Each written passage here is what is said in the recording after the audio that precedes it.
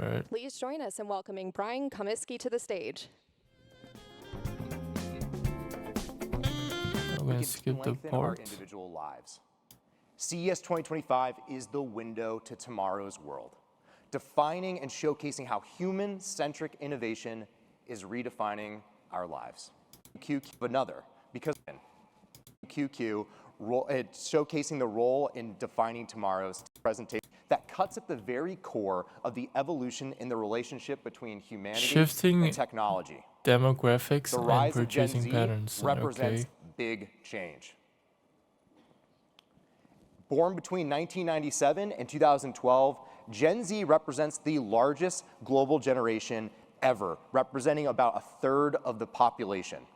Further, 9 out of 10 members of Gen Z reside in South America, Africa, and Southeast Asia.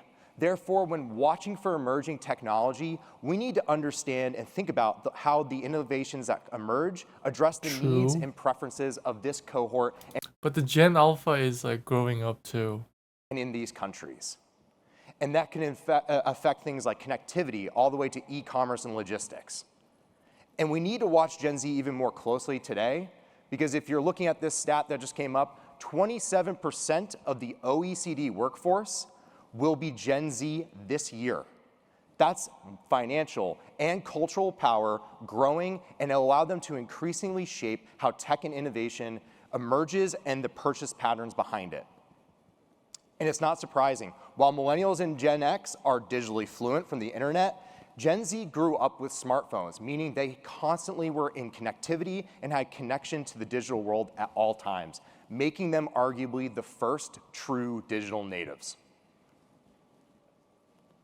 Now let's look at how that impacts their tech purchasing patterns. In our US-focused study, we found that 60% of Gen Z are early adopters of tech, meaning that they're comfortable with faster replacement cycles and take pride in owning the latest technologies.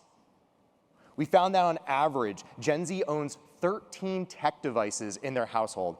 I was trying to do the math on ours at home, and it's not even close to that. I'm firmly a millennial, so we're talking about people who really love Wait, technology.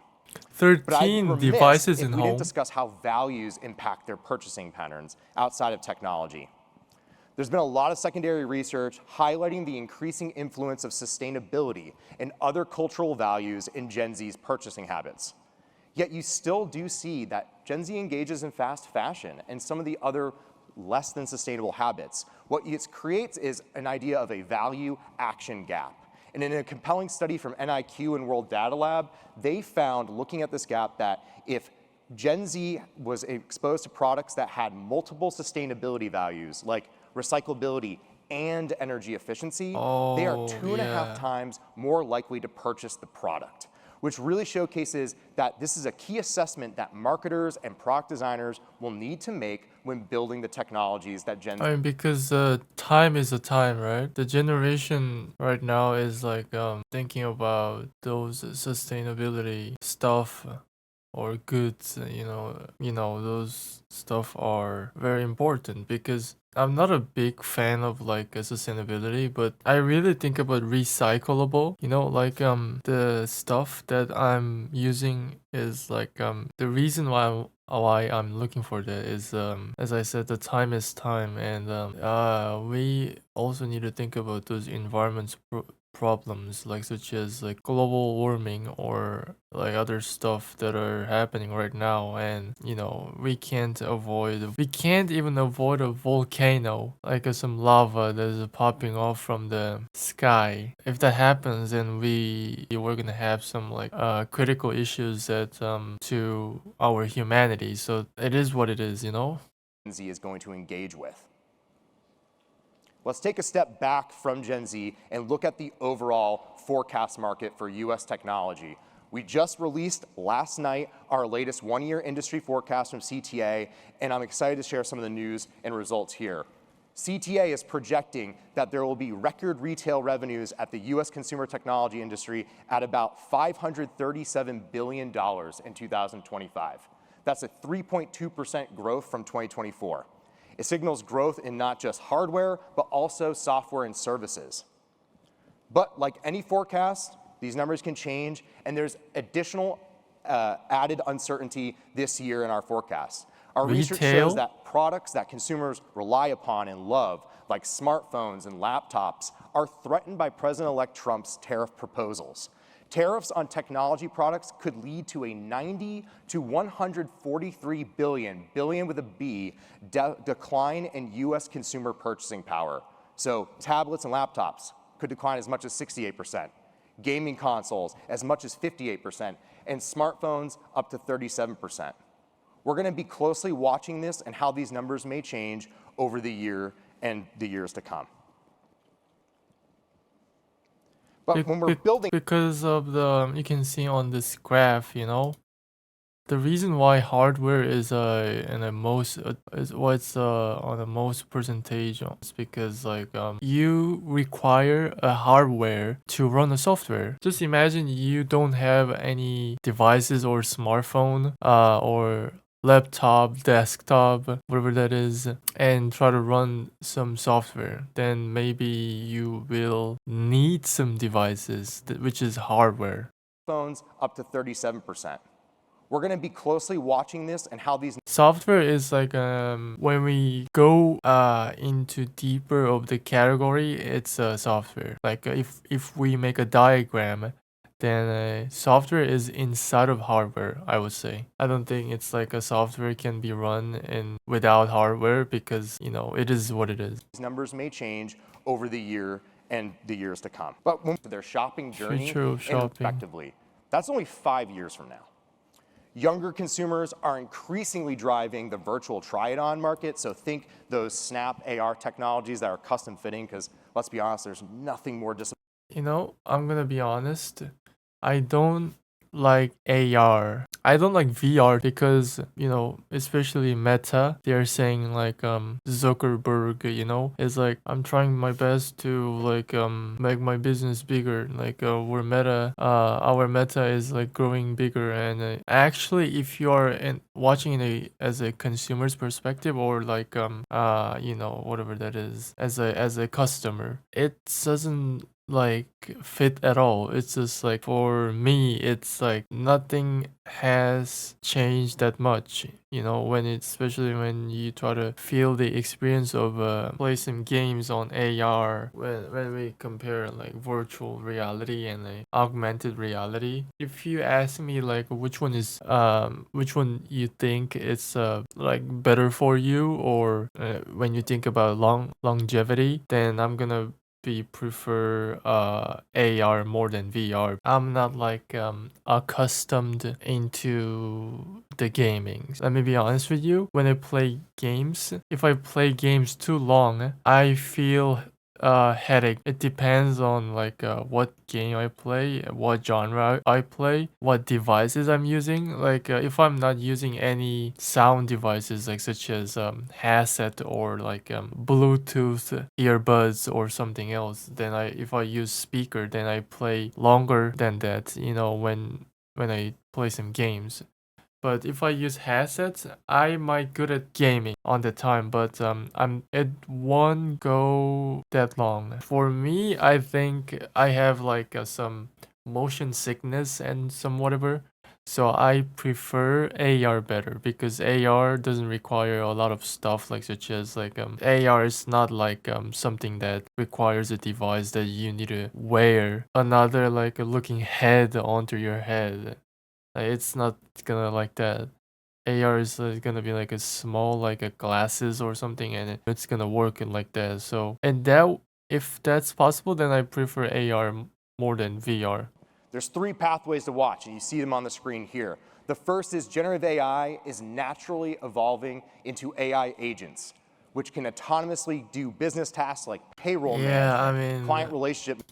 I have something to say for this, which is you can see those 3 type of stuff about AI innovation, and I personally think AI is not that much developed than we think. As you know, those industries out there, it's still figuring out how to make some good AIs for consumers. and for them, even though it's like a large language models like such as like that, it's still figuring out like how to make an action, or like how to process, or like how to think. I don't know how to think as an AI, but yeah, those type of stuff like are just very confused, and it's like we're in a progress of development and so on. Management for us. Companies like Chatbase are building customized solutions for companies, and they'll be here on the floor. We'll also see digital twin technology from NVIDIA, possibly Dassault and Siemens on the show floor as well. I personally think that chat-based AI is very bad right now. Chatbots, and those are called chatbots, right? In a common way. Yeah, from my experience, it's really bad. Even though OpenAI is one of the biggest AI industry and a company, they're doing it, but I still feel like it's just unmatching. I have used the OpenAI's ChatGPT and other stuff like such as Google's Gemini, and I use all of those stuff. And I think sometimes, and the most of the time, it's kind of still unstable, but sometimes they are just keep bugging so much. Like sometimes they just have some glitches like that, and I think it's really bad. What this does is virtualize a physical object into a virtual environment, unlocking research and development at a fraction of the cost. That's the Earth 2 that's displayed there. That's a digital twin of the entire Earth that allows for climate forecasting and modeling. NVIDIA we think of as a chip company and GPUs, but they do incredible work on software, and that's here in the digital twin side.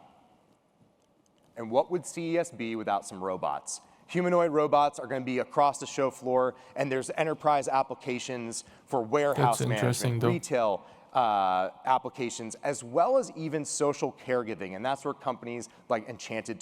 I'm not sure about what are the things for the humanoid robots, but I've seen those like typical robots like such as like dogs, and the dog robot, which is like it has some 4 legs on it, and basically it's a dog model, but it's kind of useless. Humanoid robots is better, but if we are thinking about just robots, like as I said, like walking dogs and maybe cats, I don't know, but those are pretty bad. It's not just enterprises, though. How many people in this past year have upgraded a technology device in whether it's a laptop, a phone, or smartphone? Raise your hands. That's a lot of people. See, we're doing some informal research today as well. What we're seeing is an ongoing hardware upgrade cycle where consumers are getting AI increasing on these devices. AI integration in the next generation of consumer hardware, whether that's a smartphone, a laptop, a TV, or even smart glasses and vehicles, are transforming them from devices to intelligent platforms. And these platforms will offer more personalized experiences through translation services, collaborative digital tools, and even in some cases replace driver's manuals, because let's be honest, they're like textbooks now. Who buys with smart intelligent glasses? voice assistants. I never buy that. And it's not just a hype cycle. And that starts with the growing familiarity and understanding of AI by consumers. In a recent CTA study, we found that 93% of US consumers were familiar with generative AI. They're discerning now the difference between overall AI and Gen AI. That's incredible growth, because we were looking at these figures across different countries in Europe, as well as Asia and the United States, and that has seen growth over this past year. And it's only continuing to grow. 61% of US consumers have already used an AI tool at work. So we're already seeing this that AI is collaborating, co-working with them. Dare I say it, it's co-piloting with them. I could talk all day about AI, but I think it's time we dive into our next theme. Our job is to sit at the intersection of 2 big questions. What if, and why not? And I think this next theme, human security, helps unpack that. You have to balance both of those questions as a futurist, because it's important that you stay objective on technology trends, especially in a complex world filled with challenges that are global in nature. Solve some that have been happening throughout the history of society. The first one was firewood to coal. The second one, as you saw, was coal to oil and fossil fuels. We're in the middle of the third energy transition, which is from fossil fuels to zero carbon agreements, which is pretty top of mind because there are many international agreements that countries have signed on to, but companies as well have made public commitments to Bro, using the fossil fuel on 2025 is net crazy. zero goals, while also striving to ensure that innovation in items like AI and other data center technologies can continue sustainably. And to advance the energy transition, there are 3 innovation pathways to watch in the coming years. So let's start with infrastructure. What we're talking about here are the companies that are building the power sources directly into our grids. CES exhibitors like 3M are talking about renewable energy infrastructure for solar. Renewable, Data center okay. technology is I mean, this is pretty much not related to us, I'm just gonna skip it, but if you're interested, then just go to CES and aerial watch this design. video. It's well beyond vehicles, but you're gonna see all of this across the show floor. First-time exhibitor Scout Motors will exhibit their latest EV models, which bring in tech collaborations from Rivian and Volkswagen. And I'm stressing vehicles here. I honestly don't like those like electronic cars, to be honest, because battery is really useless at this point. You need a lot of resources to make a battery for the car, which is inefficient. You really need to think about like other ways to make energy efficient cars, like not like, you know, electronic cars. And I prefer another solution, which is hydrogen, but I don't think it's available. But yeah, I think it's better. But if the water, which is a source, is a problem, then we need to think about another way, which is not hydrogen or something like other else. I don't know. Because it's not just cars. We're gonna see electric boats from Brunswick and even electric flying vehicles from companies like InvoStation that, to be honest, look like flying saucers. I could use one of those for DC traffic, I swear. But the interior of EVs are also quite important as well. So that's where we'll see the latest in battery innovation from exhibitors like BYD Battery, working to Because the problem of electronic stuff is most likely the battery will be overheated and it will explode like without any countdown. We don't know when it's going to be exploded, so that's why I don't like that. reduce charge time and extend battery range. Innovation and autonomy is emerging from a Interesting. variety of different hardware There's no way, bro, just pull out the Euro Truck and Simulator heavy 2. machinery. There are a few pathways at CS 2025 to watch. First, this is the agricultural story that we're building on from our previous slides.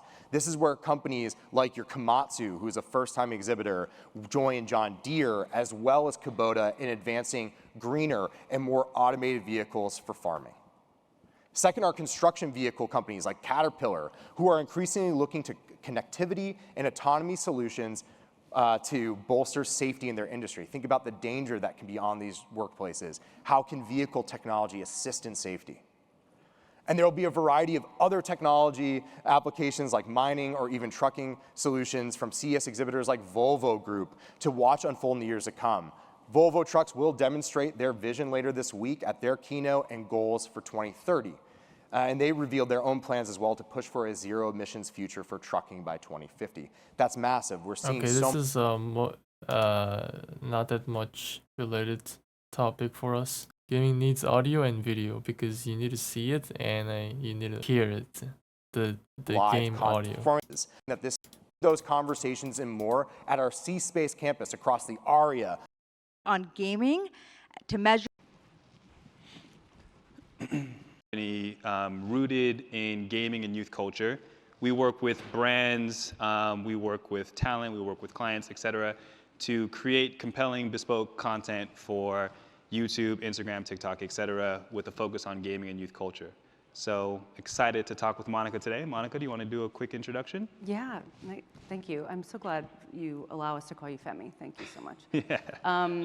Monica Austin, I'm the CMO of Blizzard Entertainment. Blizzard is a gaming company. I get the great privilege of working across game franchises like World of Warcraft, Diablo, Overwatch, and StarCraft. Nice. So I think Monica and I, we chatted a little bit before this, and we have similar experiences in that. Say most of my career is really spent in entertainment and tech. I've always been really passionate about the intersection of consumers and storytelling. And I'd say, one of my favorite books growing up was Curious George. So I've always been really excited about new mediums and ways to jump in. For instance, before I was at Netflix, I was at Meta at the time, Facebook, Instagram, and I left the studio business and I was a sort of SVP at the studio level, and everyone's like, going to Facebook? Why on earth, in 2016, I think it was 2015, would you go to Facebook, right? And what I just saw was this is where consumers are, this is where the industry is going, and really the cross-section of Silicon Valley, especially with the creative industry, was just a powerful opportunity. And so my career, has really been defined by those cross-sections. And the opportunity at Blizzard, I just think was such too good of an opportunity to turn down. I've always been a gamer.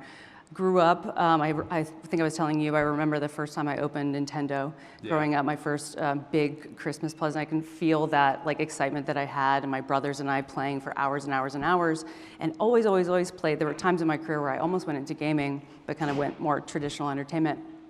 And so the idea that I would get to work on these incredible franchises in this incredible industry that's really dynamic and changing was just, couldn't turn it down, couldn't say no. Yeah, no, that's awesome. No, Starting from Nintendo is crazy. I mean, it's a good experience though, but for me, I started from I think it was very at the beginning. It was I was playing Minecraft Pocket Edition. It was very old. It was a zero point those versions. Yeah, it was I was making a roller coaster inside underwater. Oh my god, that's freaking nostalgia. I remember our first PlayStation. I remember being at the YMCA and playing Tony Hawk Pro Skater. So Epic. yeah, definitely at our core. And maybe that At our core. helps kind of lead into your ethos of player first marketing, right? I remember on our call, I said oh, that's a nice term to coin. So can you maybe talk a little bit about player first marketing, and does that start because you too are a player first? I think going back to being always consumer first. Got it. Right? I always think the best marketing certainly can live at the brand level, where you've got really great brand insights and really understand what your brand is and who it is. But at the end of the day, my only job is to get players to talk. Yeah. And players to consider and players to be aware. And so Well, actually, W mindset. what I really am talking to my team about is player first insights. Yeah. And we need to have a hyper focus on them first and foremost. And what do they care about? What are they talking about? What are they playing? How are they, responding to our... There's the importance of a perspective, because if you don't know what their perspective is, then you will never understand. I mean, sometimes, it depends on what person you are watching or facing, but most of the time, gaming is focused on players for consumers, right? So it's it's a good thing. Our games and our features and our updates, and making sure that we are having a real-time reaction to that. But then also, as we think about our future launches, how we're taking those insights and influencing the games that we're making to make sure that they are able to resonate, right? Yeah. In addition to that great creative storytelling that our dev teams do. Yeah, it's this, I think this kind of closed loop feed. Well, it's kind of an open loop at that point, right? Where you're having players come on to the Blizzard campus, experience the games, try new things out, talk to the devs and hear things. So maybe let's segue into a little bit of the IP and how the communities kind of help define the games and the future of the IP at Blizzard. What are some of the big things that Blizzard is doing with the IP and some of the great titles that you guys have, Warcraft, Diablo, etc.? I know. It's a really fun time to be at Blizzard and to be working on these games. For instance, you mentioned World of Warcraft. It just had its 20th anniversary, the World of Warcraft. Warcraft itself had its 30th anniversary. We've reached a 250 million players with these with that game in particular. And so you think about also the current players that we have, And how do we think about the next 20 years? And so, I think Blizzard in particular was a first studio to really embrace community in a way that was at the time revolutionary. BlizzCon. You know what? World of Warcraft is like maybe you will say, oh, it's a classic moment of a game. It's an old game, maybe like who even plays that? But in reality, it's not like that. It's like even though people say, oh, it's an old game, I don't know who's gonna say old game, but if it's a classic game, the feeling that you are gonna feel is not like in a bad mood, in a bad way. It's like some classic moment that makes you feel good. So that's the different definition of a classic, I would say. As an example, was absolutely defining in terms of the way to build community and engagement, and was for many years in the industry. And so we want to think about what is a modern version of building community back in. And so for Warcraft, as an example, we did our first we called it Warcraft Direct, where it was a 20th anniversary celebration where we did a live stream with these packages from the devs, and we talked about the entire now franchise of Warcraft. So it's the original Warcraft game, it's World of Warcraft, it's Hearthstone, which is our card game, it's also Rumble. And we saw from that not only incredible concurrent viewership and engagement, which we expected to see, but we also saw immense return to the game. People really responded to the fact that we were as deeply invested today as we were 20 years ago in continuing these games. And here's a peek at what's happening, and also special drops and things like that. And so I'd say community is probably, from a marketing lens and also from a Blizzard overall lens, is probably the biggest area of opportunity that we're continuing to explore for all of our IP. You mentioned also we just had a big launch for Diablo, which was a Vessel of Hatred expansion. And one of the things that we did this... Well, I'm very mad about Overwatch, because Overwatch 1, not 2 right now. At the time, I was playing the Overwatch and I was like, it was not that much, but I bought the Overwatch 1 because at the time it was not free at all. But right now, Overwatch 2 is free. It's free to play. You can just play anytime. All you have to do is just make a new account or whatever. If you have existing account, then just hop in and just play it, right? They're giving those people out there like opportunities, but for me, it was like at the time, like who the buys this game for like $40? This last round is we create such deep connection to our creators and our influencers that we wanted to take that loop a little bit even further. And so, as you just mentioned, we brought a handful of folks to campus. And we said, take a look at the game before we even did pre-sale, pre-reg, and give us your feedback, right? And go deep and tell us what's working and not working. And we actually sat for 2 days and put that together and made meaningful change to the game. But in this is like, if you make some worse, like a choice, then it would be like buying some AAA games because it's very expensive as hell. And so I think Blizzard, we're always looking at ways to think differently and go about these challenges differently because there's the next 20 years. But the thing is, I got disappointed about Black Myth Wukong because it has the ending, which is I don't like, because in a most common way, AAA games should not have any endings. It has to be like open endings, or like it needs to support some longevity that we can play games over and over until we get bored. So, but Black Myth Wukong didn't do that. Is going to look very different than the first 20 years. No, very much so. And I think it kind of also helps dictate where Blizzard shows up, especially on these platforms like YouTube and Instagram and TikTok, etc. You have communities that are on these different platforms and engage with the IP and engage with your brand in many different ways. How is Blizzard showing up on these platforms 2025 and moving forward? Yes. So this is I just joined, just so for background, I joined Blizzard about 6 months ago. Yeah. This was probably my number one question, which was, where are our players spending their time? And where's our community, right? And one of the things we saw consistently through the research was their video platforms are where they're not only spending their time, but that's where they're getting their news, their information, their updates, right? And if I looked at our landscape of where we were investing our resources, it was probably not as high up as it should be. Though we've done a lot in the past there, YouTube has certainly been a big platform for us from an advertising standpoint. From an organic content standpoint, it's really important to me that we are really invested into those platforms. Yeah. TikTok as well, right? TikTok, I would say, is on par with YouTube with a different category of gamers, with younger players.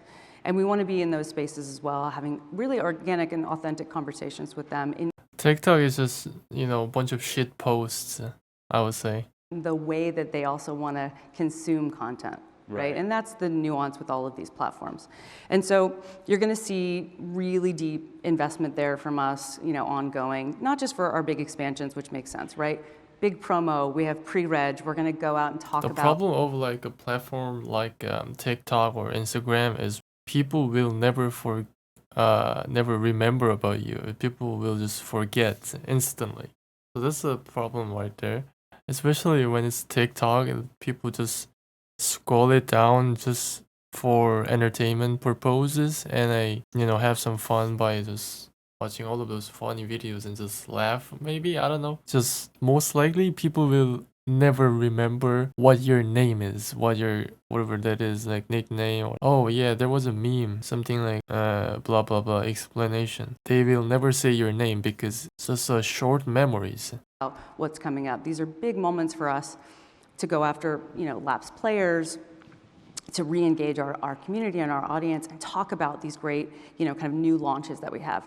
But we also need to invest a lot of time there with evergreen content. Yeah. Right? And keep our brand and the IP fresh and relevant kind of at all times with different types of storytelling. Yeah, I was on Blizzard's YouTube channel recently, and I've seen long-form documentaries. I've seen short cinematic trailers to the things that you guys are creating.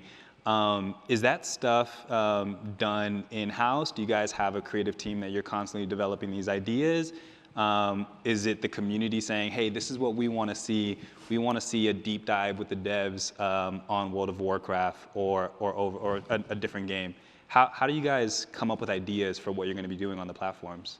Yeah, to answer your first question, we do. We have an in-house creative team that we built that almost functions in kind of two capacities. One, it's almost an agency for us, right, where the nature of these games, having such immense franchises and the consistency of beats that we have, it's almost impossible to work with outside vendors at that rate consistently. We do it obviously for the big expansions, but from an ongoing standpoint, we needed a really robust creative team that could operate and crank out great content, good ideas, really connect with our community and our players to understand what would resonate.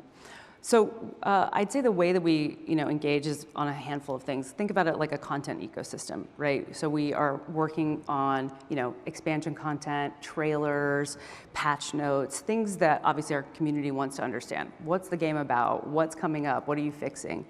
Then we're also working with creators and influencers to connect to their audiences, their players, or their viewers and fans in ways that are really authentic to the ways that they're playing the game. Right. And then we're looking at ways to think about branded content, as in documentaries, UGC, ways to go deeper on lore and characters that we don't typically get to do across the board. Yeah, there's a certain level of authenticity when you have folks that are creating the content that are actually playing and consuming the content as well.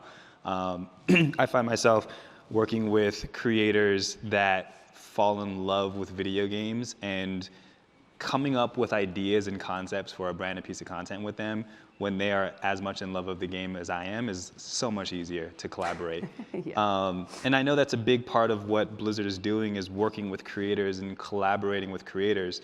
Can you maybe shed a little bit more light on Blizzard's collaboration with creators? We are so invested in collaborating with creators and influencers in a way that I think is right-sized, but even opportunity to go further. As an example, with The War Within, which was the latest expansion from World of Warcraft, we partnered with probably over 100 content creators and influencers to bring that to life. Because if you think about it too, we're not just thinking about one market. Yeah. These games are incredibly global. And so we're not only working with content creators that speak to a US audience, we're really going deep with our international teams to work with creators in their markets. And so you start to then bring that together and you're talking about pretty significant numbers and communities. So in addition to that, we actually build these really robust networks in the ways that we stay connected to them. It's really important that we're helping them and offering enough value and content to them that that they want to engage, right? Yeah. That it feels really authentic and connected to what they know is going to resonate with their communities.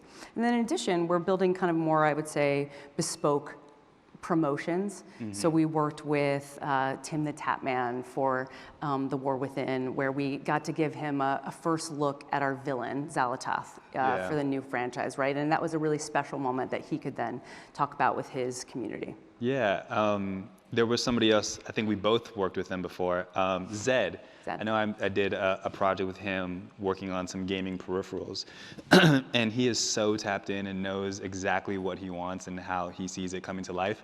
What was the program that you guys did with him? We've worked with Zed across, I think, almost every franchise that we have. He's so, if you think about those, upper level of gaming influencers, he's certainly at the top. I'd say he rivals, as many in his category, working with celebrities. Yeah. Right? And so what's great about Zed is he is, to your point, as much of a creative driver as our team. And so we approach working with Zed very much, hey, let's give you the ballpark of what we're working on, and let's see where we think there's some opportunity to collaborate. And so we worked with him on the War Within launch with 100 Thieves, where we did this big stunt with one of our incredible swords, and he got to kind of be the first to reveal it on, at the exhibition. Nice, nice. One of the other things that we've been talking about too is Blizzard has been at the forefront of innovation in terms of, like you said, online communities, gaming as a live entertainment piece, right? With games like StarCraft. What are some of the other things that Blizzard is trying to do to stay innovative? Live streaming is obviously a part of the cultural zeitgeist now. It feels like everybody's talking about live stream. So what are some of the other things that Blizzard is doing in terms of marketing to stay relevant and to stay at the forefront? The ultimate question, right? I think that's the ultimate challenge, which is, how are you staying relevant? How are you keeping these really tenured franchises really relevant? We did this really fun activation with Vessel of Hatred, which was the new expansion for Diablo. And, I think what Diablo kind of lends itself to a little bit, it's a, show about the a show, this is me speaking in kind of traditional language, but it's a game about the underworld, right? It's a game about the devil and hell. And so we get to kind of play into these really, kind of fun spaces. And we did a really tongue-in-cheek activation, you could from the Diablo team. And so I think it's ways like that you wouldn't go, oh, that directly hits at the game or what's in the gameplay or kind of the more traditional angles or the characters or the new thing too, right? It doesn't have to be so on the nose in terms of marketing something, especially to the gaming audience, right? Like we're so tapped in, we can call BS when we see it. And so doing stuff like that, I think, stays fun, stays relevant, stays ahead of the curve. You guys have also done some stuff in VR recently too, right? There was a major activation that I saw recently that you guys were doing. Yes. I think this is, to your point or the conversation we've had just on building the brands, building the extensions of the brands, thinking about the IP, not just in the, game launch. That's really easy to do, but how do we really build these as brands that are, relevant and can connect to consumers. And so we were going back to Gamescom this year with our partners at Xbox.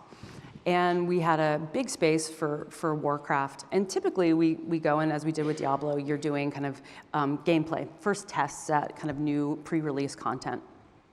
And we thought, what if we did something for Warcraft that was more focused on the brand? Yeah. And we actually created a VR experience. It was almost a ride at Gamescom, where you got on this ride, you put on the VR headset, and it was called Escape from Dalaran.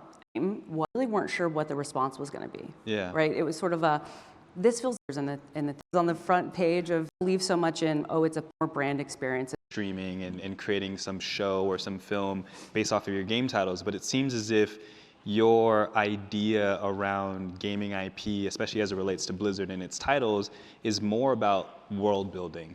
It's what is the YouTube show that we're going to develop? How do we show up on TikTok? How do we work with creators in Asia, in South America, in North America, et cetera? So I guess as we slowly start to wrap this up, can you maybe talk a little bit about some of the things that you're excited about in terms of the worlds that you're building within Blizzard? Things that we're excited about. Well, you talk about, it is easy to talk about linear. We should talk about linear or around, film. I think Warcraft was one of the first game franchises to really lean into that space in 2016 with a film that was huge, outside of the US. It actually came back recently to streaming platforms. Yep. And I turned on my Netflix and it was the #1 movie on the weekend that it launched. So these franchises, these games, when you get it right and authentic, the players do show up. They want to go deeper. Yeah. I think the thing that we care so much about is that it's not a retelling of the game. It's not some kind of, reinterpretation. That it's really an expansion, an extension of things that you can't get into the game, right? And so that might be, linear storytelling, and certainly we're exploring TV and film for all of our franchises. I wish I had something to, kind of announce for you currently. No teasers, no. No teasers at the moment, but we'd all be wise to, right? It's having games are having a moment. Games are the new launches sports that we put on that garnered tens of millions of views, right? And we still get a lot of requests for the next. Of the accessibility around the world, right? Do you find that you're finding new players as you're releasing these mobile games in different territories and different markets? Absolutely, absolutely. Gaming is the biggest entertainment platform. It far exceeds film and TV. When you look at game of the entire kind of industry, mobile is half of it, especially outside of the US. And so for us, it's really important to be where the players are and make sure that our IP is showing up in their hands, no matter what medium that they want to play. And so you definitely see the power of the franchise, the power of the IP at launch, right? You're kind of bringing in that golden cohort that are really invested. But then in the long term, what we're seeing is a very different cohort of players that have never touched the mainline games. And that's really exciting to us. Yeah. And because Blizzard is so big on this feedback from its players, are you getting new or different types of feedback from your mobile players? Is there anything that's coming that you're not getting necessarily from your mainline players? The feedback loop for mobile is like the mainline feedback on crack. I mean, it is so fast, so frequent.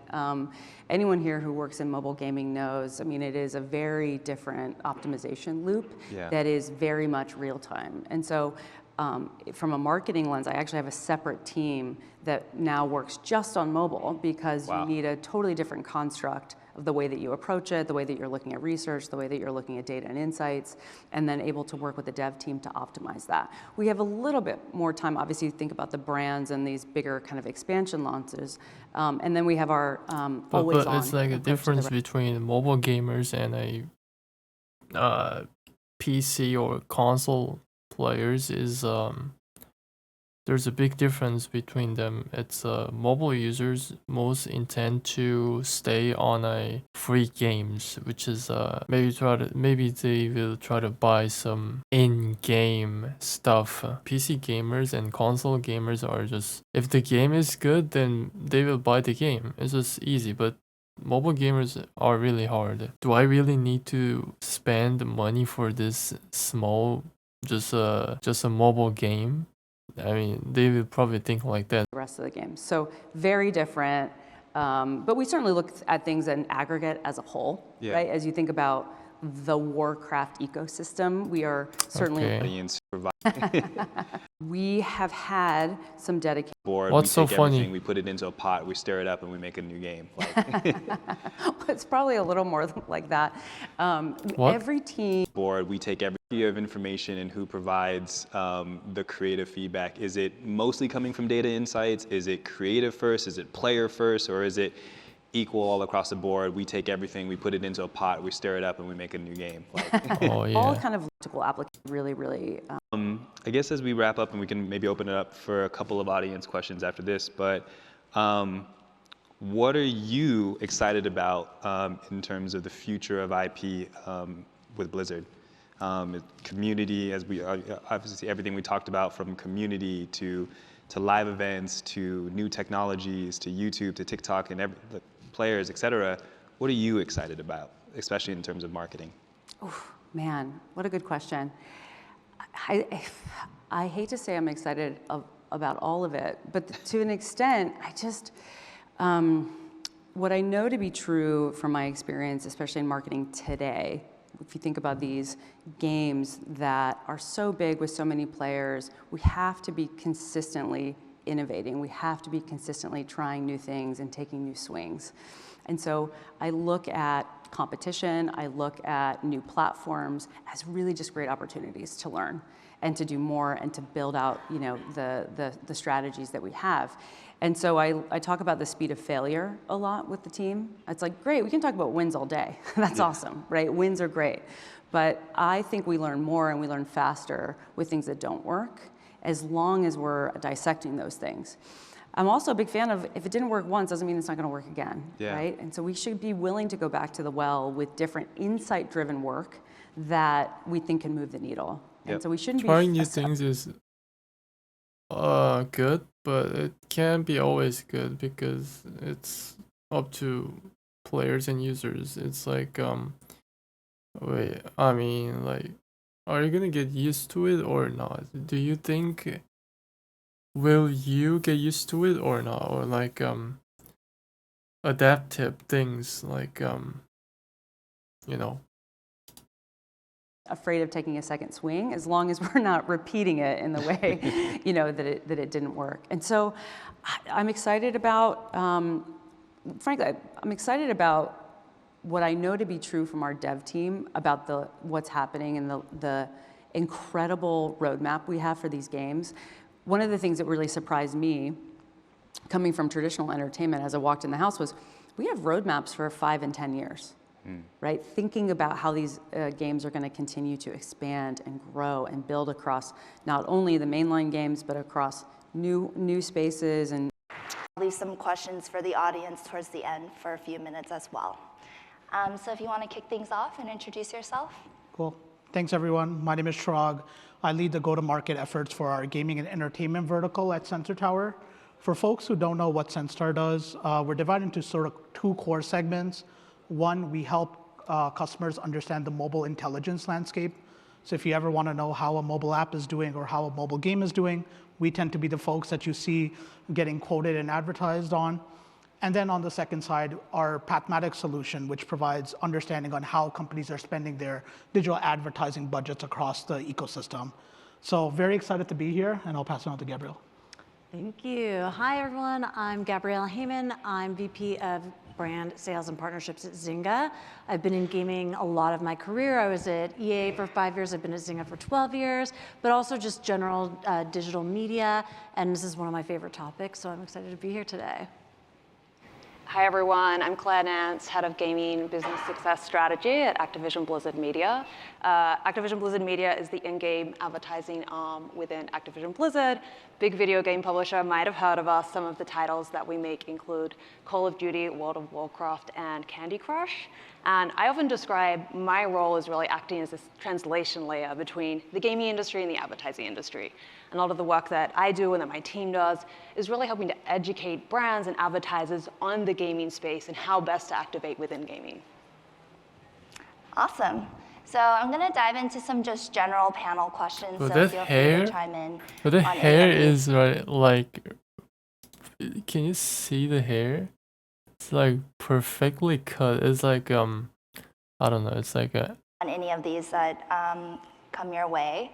So the first one is, how do you think the 2025 will be for the gaming industry compared to 2024? We saw the gaming industry take a big hit after the pandemic. So, and we're starting to see growth again, starting to uptick. So interested to hear kind of what you guys kind of see the landscape to be shaping into this year. Cool. I guess, given the first one on the stage. Yeah, I think gaming was in an interesting, from a timeline standpoint, the last couple of years. I think, as you mentioned, the pandemic really accelerated gaming. If you look at the past 10 years, from 2010 to 2020, gaming had really healthy growth, double-digit growth in a lot of cases across the last couple of years. A lot of It's just console players. Gaming audiences have changed and how they consume entertainment and gaming differently. I think the other piece that kind of ties in with that is this idea of accessibility. And how do we make it more accessible and easier for folks to play the games that they love across these different platforms and across these devices? You know, so how do we change some of the models so that it's easier than ever for folks to be able to play? During the pandemic, because it really caught everyone's attention. Oh, this gaming thing, everyone's doing it. Now I think what we're seeing is brands understand the cross-generational opportunity. So for example, in a household, you'll have everyone is gaming, but maybe in different ways. Like my kids are really excited about GTA 6 coming out later this year, which was a sister label at Take-Two. You know, I play Brawl Stars with them. It's a great way to connect, but I'm also into like my casual games, which is really like Classic mobile game. the, you know, Gen Y, Gen X kind of sweet spot. So I think that brands are getting a little bit more sophisticated. So how do you guys think the gaming audiences today are different from 5 years ago? And how should brands adapt their messaging? I think you actually kind of started to touch on it, Gab, a little bit, but the way that gamers today consume entertainment has changed quite a lot than 5 years ago. And I think gaming is now one form of entertainment that they consume alongside other forms of entertainment. And when we think about this idea of second screening, we remember the kind of the second screening version, you know, one, which was linear TV and using your mobile device to kind of scroll social media. Now when we think about second screening, it's connected TV, and the device in front of you is a gaming device or playing games on your phone. And what you're seeing is that the gaming device is actually becoming the primary screen. And the CTV is kind of happening as the secondary form of entertainment there. So I think starting to understand how gaming fits into this broader entertainment and media consumption habit. And I think the so what then for brands is they should be looking at that gaming strategy much more holistically. So not looking at gaming as a silo, what's our gaming strategy over here, but how does our gaming strategy fit alongside our CTV strategy, and fit into our broader entertainment strategy, and looking at it much more holistically through that lens of entertainment more broadly. Better at storytelling versus your phone, like even aspect ratios. What looks bigger to me right now is my hand, not that TV screen down there. So I think that there's a lot of storytelling to be done in gaming, whether it's on mobile console or, you know, creators as well. I think that we're gonna see a lot more brands investing because they understand that they can get an increased, like have a lot of share voice. You know, all these other platforms like social platforms, Meta, Google, it's really difficult to make any kind of statement to consumers in those environments. In a gaming environment, you know, there's kind of one ad at a time or one integration at a time. People can really have this two-way conversation, brand and consumer in a gamified way that I think brands are getting a lot more sophisticated at understanding the power behind that. Well, gaming is so much more immersive. It's such a more immersive, interactive, you know, experience for the audience. And so that's such shape or form. And I think one thing I also wanted to highlight is just this, who exactly is the audience? I think there was always this like notion that like, oh, okay, a gamer is a guy who's playing games at his home. It really isn't. It's the mom, it's the person shopping, everyone is interacting with games. I think it's just a matter of really understanding who exactly is the audience that people are really focused on. I also think what's really interesting that we've personally seen is it's one thing to, of course, like be a game publisher and put out games in the market. We've actually seen brands really take advantage and learn from gaming. Just to give, you know, context to folks, like Candy Crush from the ABK side, it's like celebrating their Candy Crush, oh my, bro, that's a very old game, no? It's a very old mobile game. notion. And I think kind of what you were just speaking about. Did she just say no shit? I think just trying. I think there's a lot of different games. There's a lot of different audiences. They don't overlap. I think being open and prepared to honestly fail and keep trying, I think is the biggest feedback that I could. In the US, you can access it in the UK, you can access that in Japan. Ultimately, gaming has no borders. True. And I think it's a big opportunity for folks. Gaming has no borders, but the thing is like, they can't play each other because of the ping. Those freaking like milliseconds makes me crazy. EA, Microsoft, Twitch. From baby boomers, they mastered the Pixel Classics. It's bigger than TV combined. It's a $50 billion US market and Apex Legends and EAFC. And you know, I'm excited to like help everyone learn what esports is if you don't already know, and talk about the importance of watching and interacting with the best players in the world, and how they can help drive communities and engagement. We support our clients in a variety of ways. Twitch ambassadors on the platform, about 180 of them across the millions of different broadcasters that stream a variety of different niches, gaming being the predominant one on. Stringfield, I oversee revenue and business operations for Microsoft Advertising. As part of that, I work with a lot of our platforms on their revenue strategy, and that includes things like gaming. So at Microsoft, what that means is Xbox, but then also our multitude of game studios that have numerous multi-billion-dollar IP, which is also incidentally how I got to Microsoft, was through the Activision Blizzard. Looking at the future of gaming, and if we just throw this up on the screen real quick, we'll leave this as well, take pictures if you'd like to. We did a study of gamers aged 13 and plus, and we found that about 65% of the US population has played games at least once in the past 3 months.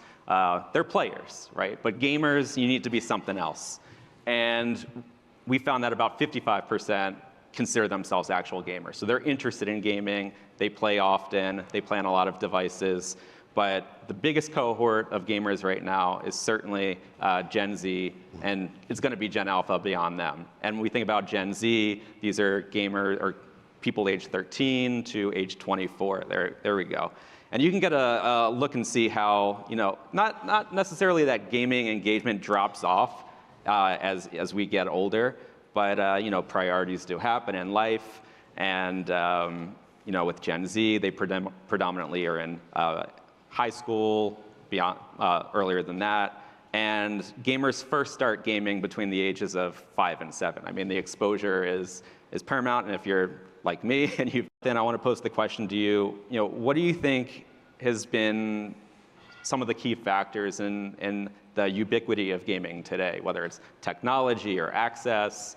Go ahead, the floor is yours. Yeah, I mean, I think when you think about the ubiquity of gaming, it comes down to two factors, one of which is indeed access, right? Because if we think about the early days when games were principally like coin-operated machines, they were always going to be like geographically isolated to a specific place. So then came, game consoles were now brought home, and then became portable consoles where you could take them on the go, and then it got into phones where now you could take it everywhere. And now we're in the space where, things like cloud gaming are really going to start allowing us to essentially play games through any device that's connected to the internet. So on the one hand, it becomes ubiquitous because gaming is just something that we can access. I have no idea what is cloud gaming. What is cloud gaming? Cloud gaming, also known as gaming on demand or gaming streaming, is a type of online gaming that allows users to play video games on remote servers.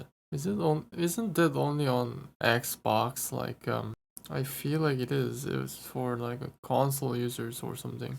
Convenient ways, and that's the expectation from consumers. The second piece is through cultural and social acceptance. I don't have console though, but I'm thinking about buying a new one. Games and whatnot. There's been a lot of award-winning shows and movies and whatnot that are now starting to tap into gaming as IP to the point that even if you've never picked up a controller, you will certainly be in some way influenced by gaming. And I realize I neglected to answer your question in terms of the things that I wanted someone to take away from it, but I think this is a good prompt that, if you look at this graph here and we talk about social acceptance, it comes from acculturation. And when you look at Gen Z and the extent to which that basically all of them play games, right? And yes, there's probably some expectation that will drop off, but realistically, Gen Z is one of these generations that has grown up gaming in its entirety. So what that means is we're looking at fundamental shifts. So the thing that I'd want you to take away from the panel is that this isn't, something that we're going to see in ebb and flow. This is now the new normal by merit of generations like Gen Z and even the millennials to a certain degree that grew up playing games their entire lives, and it's now just a part of their everyday media habits. That's a great answer. And I think one of the takeaways for me is that everybody's going to come away with the word nuance and understand what that means after this session, because there are nuances in each of these gamer populations. They don't all just exist in a box. They're all not fundamentally the same or different. For one, they don't all think of themselves as gamers, and I'd be willing to bet that at least a significant chunk of the people that are not saying that they are somewhat interested.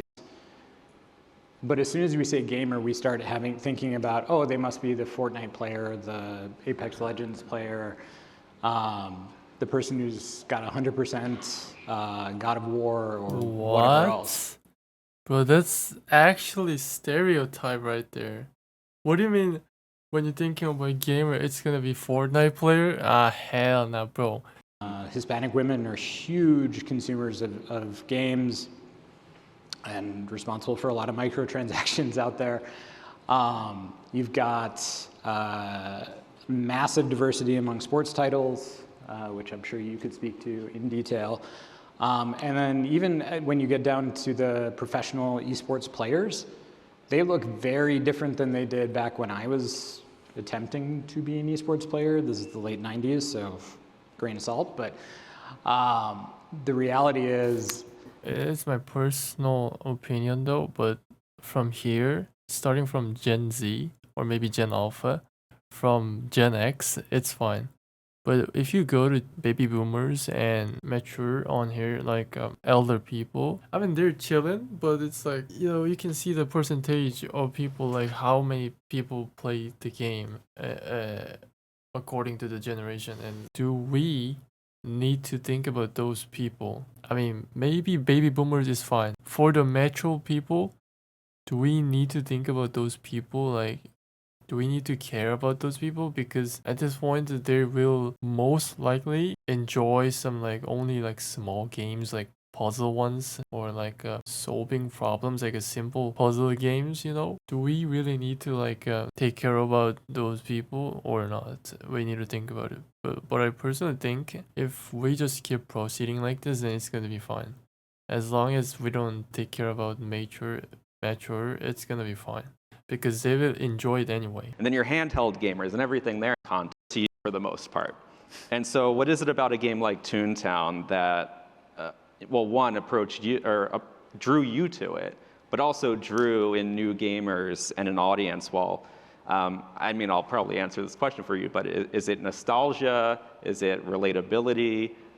Is it the casualness of it? But go ahead, the floor is yours. Yeah, so just to kind of preface, so in the world of Disney, they had a few different games from the early 2000s that players could essentially connect with in that multiplayer MMO environment.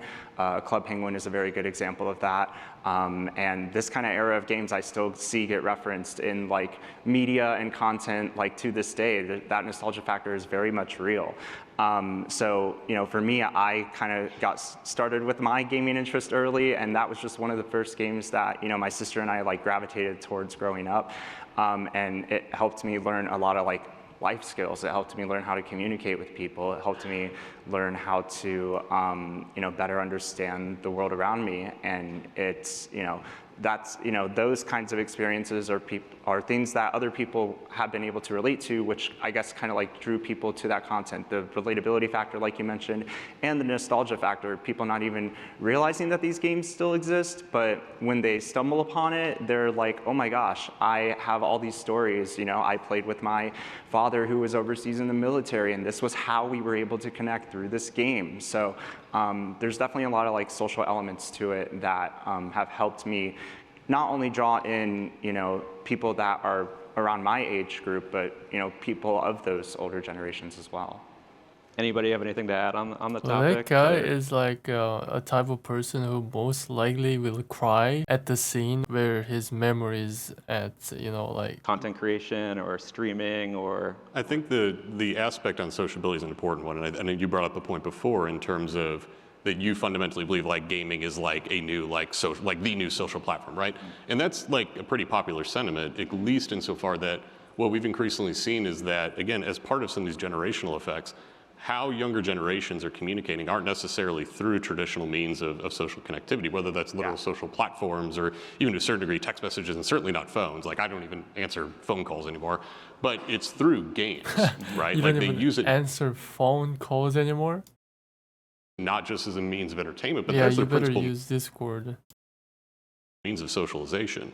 And so we found that that was something that was obviously, like, to a certain degree, very healthy during the pandemic when literally physicality was impossible. So the next best thing was to be able to relate to friends and family through games. But, that wasn't a new behavior. That was something that they'd done before. It merely got reinforced there. So I think that social element is very important. And then also connecting with real humans and people that you have real connectivity to is what kind of is one of the major superpowers of gaming more generally. Yeah, I think that's also kind of what drew me into the whole streaming ecosystem long before it, kind of surged a little bit during the pandemic, long before a lot more people were talking about it. Kind of like accidentally stumbling upon it way back in 2012, but what really stuck to me was that social ability and being able to not only connect to people through these like avatars, I guess, that we like created in the game, but also eventually being comfortable enough to kind of like put my face to the name and then being able to connect with people on a more human level too.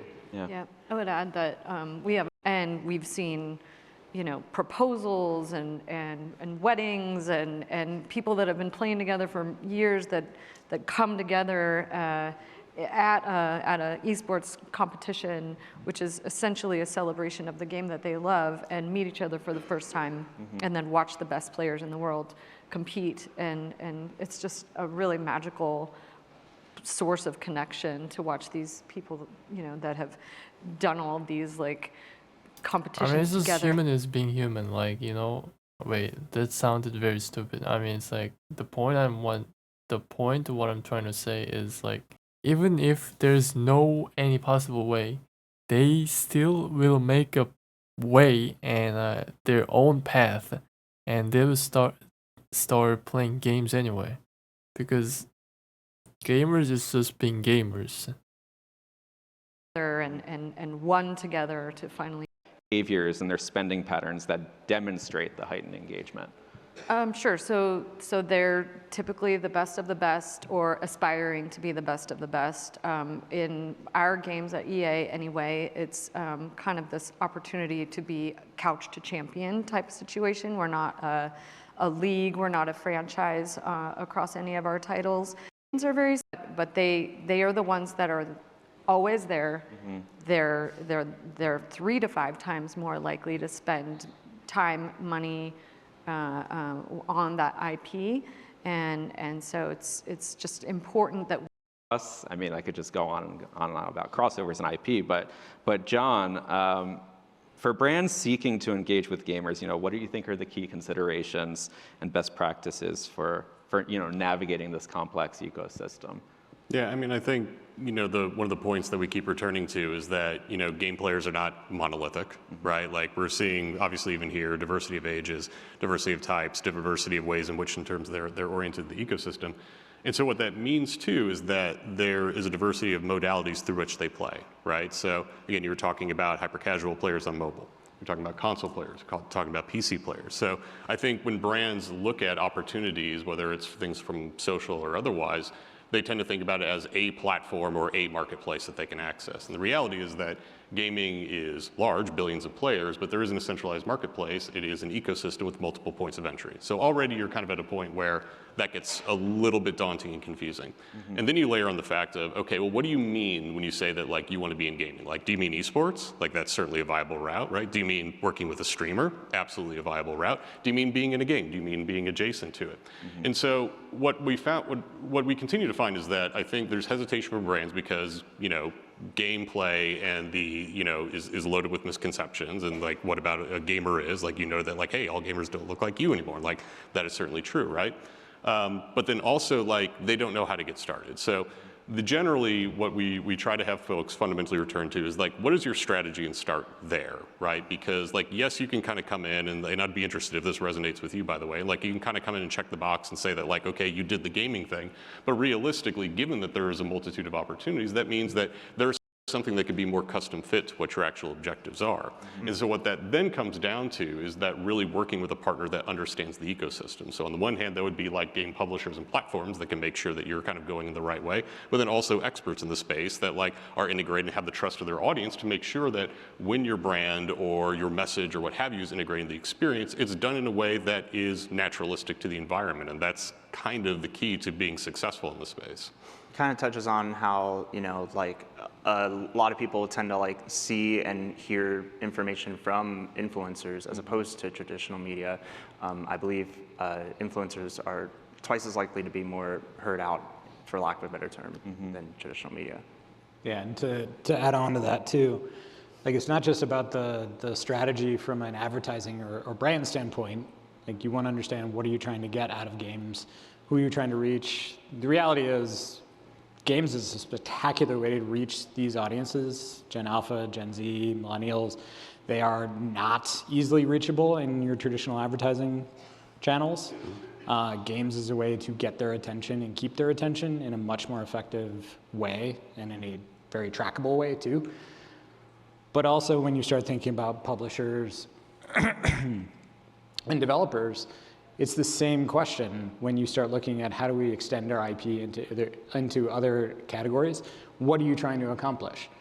Are you trying to bring more people into? You can think of, if you're trying to reach a new audience as a brand through games, you really want to make sure that you're hitting on that kind of authenticity, that organic approach. Organic? And Okay. as Jonathan Buying and engaging. Some of those to both get good and be able to play effectively, and the amount of money that's come out of their wallet. Like the sheer number of skins and all sorts of other stuff that you can get in Fortnite and that people have over the last 5 to 10 years is absolutely insane. So if you tell me you need to come over and try this new game, you better hope that that vanguard of 1 or 2 people who's gonna like audition it will come back and tell their friends that it's amazing and worth switching. Because the behaviors that we've seen in games have changed pretty significantly. You end up having about 80% of somebody's time spent on a primary title. And then the other 20%, maybe it's a must-play out a single-player game, or it's time spent trying something new. But the bar for getting people's sustained attention is pretty significantly high. One game came out earlier this year. Because it's like everyone's standard is different, so that's a very hard thing to achieve, to be honest. And was the fastest selling in that console's Because history. some people will say, "Oh, I just want to enjoy games," which is really easy thing to achieve. But some people will be like, "Oh, I need a decent soundtrack. I need some good ecosystem or gameplay. I want to just feel that atmosphere. Like I want to have like a multiple tastes at the same time, and it's gonna be really hard." I think at its height, it had 600,000 concurrents on Steam. It's down to around Maybe 40 some people like me will ask about, "Oh, does the game actually not laggy, or does the game well optimized?" 60,000 concurrents. Still a sustainable community, but it just to illustrate how difficult it is to get those people to stay in a new game on a sustainable basis. So I did say that what constitutes a good game has not changed that much, but the bar. And I also agree with that. Some people will say like, "Oh, you don't fear from ghosts. Human is the most dangerous thing you can ever see." Yeah, that's true. It's because also in gaming, people are just ruining the game. Sometimes like it's because of humans, you know, those weird people out there, and some cheaters, like cheating software or whatever that is, one of the factor is actually human. In the industry, like black hole games, and these are the ones that people have played for decades, right? And they're very, very sticky, principally because of the socialization aspect of it, right? Like Call of Duty is one that's been around for years, and people play, yes, for a competitive aspect, but also because that's where they hang out with their friends. But then, as it pertains to needs, like, yes, that's like one of the multiple ways that folks might come to games to have some fulfilling needs, but another is like things like competition, which plays into esports, right? Like some folks play games because they want to be the best, right? So maybe they want to hang out with their buddies, but also they want to beat their buddies and they want to be the best at the right thing. And then others are going for exploration, which goes to like the first player games and what have you. So the long and short there is that, again, when we talk about the complexities and the different types of gamers, it's not just because there's different play experiences and different platforms, well, that's certainly true, but also because fundamentally they're coming to these environments with a psychological need that they're wanting to fulfill, and the more that we can match that, both in terms of the publisher side, but then also as brands or others that are trying to reach them through there, the better connection you're going to make. Yeah, one of the things that like EA has actually been really good about one aspect of games. So something like 65% of millennials and Gen Z say that they discover new music through games. Yes. And EA does that incredibly well.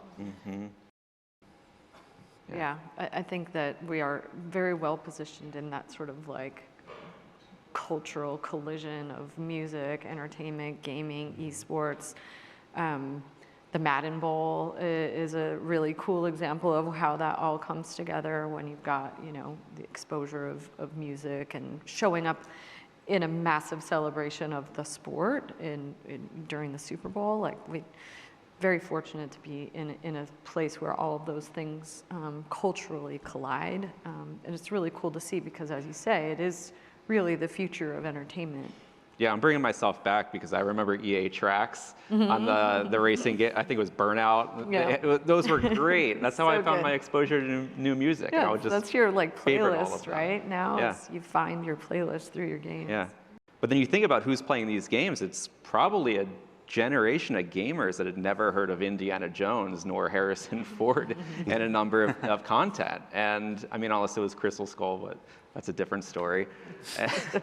But catering to the next generation of gamers, how do you introduce them to new content while being relatable and authentic to the source? Richard, Jonathan, anything to add? I mean, what I would say that, I mentioned before about one of the big themes that we've seen in the last couple of years is the bleed of IP between quote-unquote mainstream entertainment, whether it's movie streaming or otherwise, and in gaming, right? And again, seeing a lot of success in terms of video game franchises that are now being put to more traditional storytelling mechanisms and great accolades. Indiana Jones is kind of the opposite. It's interesting, right? Because on the one hand, for some of these games that have been ported over to IP, like one, it's good because, like as noted before, it's exposing folks that don't play games to these stories. I mean, they're great stories of their own, but it's also good for the publishers because they're reaching audiences they may never have. What they then find is that the player counts for these games tend to spike because people get interested in the games, and therefore you kind of form this virtuous cycle. What would be interesting to see something like Indiana Jones is the opposite happens, right? That to your point, like, again, I remember Indiana Jones and I was playing the game and I thought it was like pretty cool, but like my kids certainly do not, right? But they might be interested in playing this game, and then hey, maybe then they're going to come to me and watch the movie. But right? why So is the it same way so that, like, funny there's though? them. That's like where some of the power of like IP sharing, I think we used to call transmedia, maybe that's the term that we're starting to use now more, gets very powerful insofar that it's reinforcing, but again, starts to really undergird the point that like generally what we're just seeing is that all this entertainment is bleeding together, and it's not just like these very isolated gaming experiences and more traditional media. It's all just kind of become the same to consumers, and they're just interacting with stories in different ways.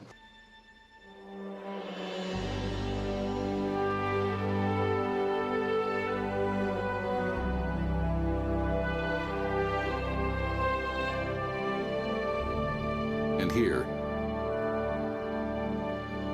is where it all begins.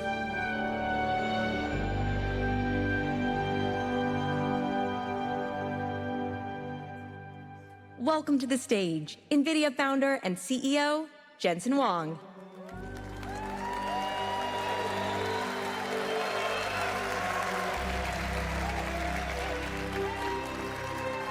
Welcome to CES! You took so long. Are you excited to be in Las Vegas? Do you like my jacket? I thought I'd go the other way from Gary Shapiro. Oh, what is a jacket though? I'm in Las Vegas after all. If this doesn't work out, if all of you object, well, just get used to it. I really think you have to let this sink in. In another hour or so, you're going to feel good about it. Well, welcome to NVIDIA. In fact, you're inside NVIDIA's digital twin. and we're going to take you to NVIDIA. Ladies and gentlemen, welcome to NVIDIA. You're inside our digital twin. Everything here is generated by AI. It has been an extraordinary journey, extraordinary year, and it started in 1993. Ready, go! With NV1, we wanted to build computers that can do things that normal computers couldn't. And NV1 made it possible to have a game console in your PC. Our programming architecture was called UDA, missing the letter C until a little while later, but UDA, Unified Device Architecture. And the first developer for UDA and the first application that ever worked on UDA was Sega's Virtual Fighter. 6 years later, we invented, in 1999, the programmable GPU. And it started 20 plus years of incredible advance in this incredible processor called the GPU. It made modern computer graphics possible. And now, 30 years later, Sega's Virtual Fighter is completely cinematic. This is the new Virtual Fighter project that's coming. I just can't wait. Absolutely incredible. 6 years after that, 6 years after 1999, we invented CUDA so that we could explain or express the programmability of our GPUs to a rich set of algorithms that could benefit from it.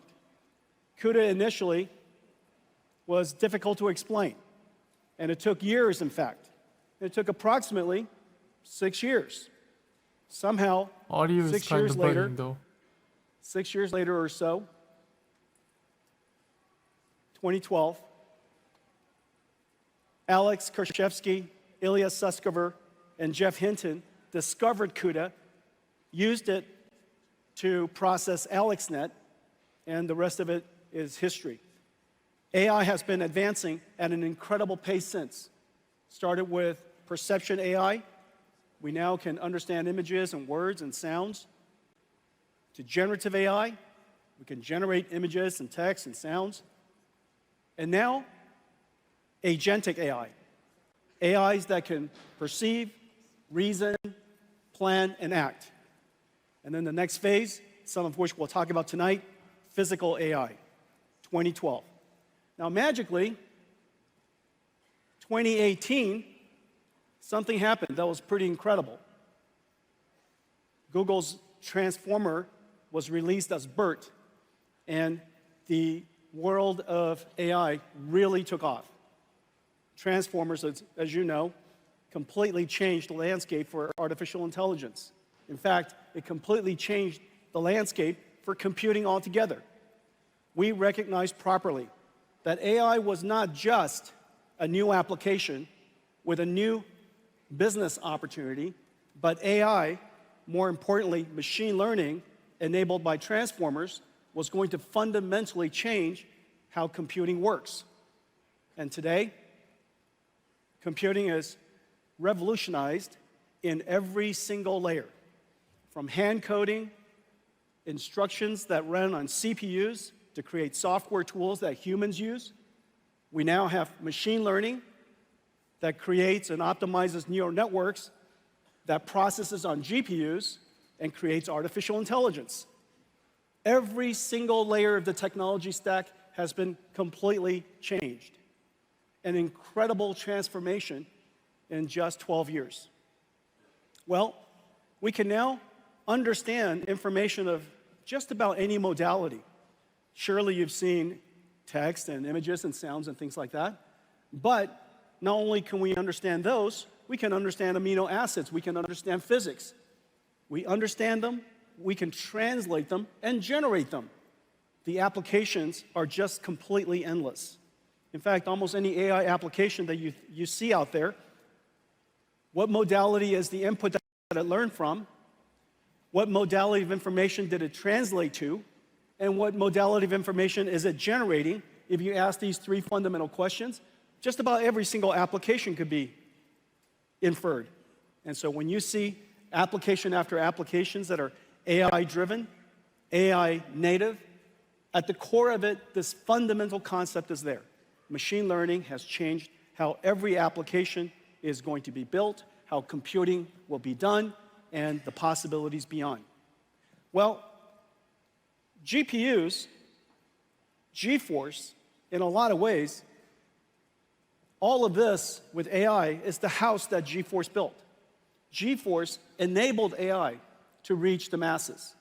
And now, AI is coming home to GeForce. There are so many things that you can't do without AI. Let me show you some of it now.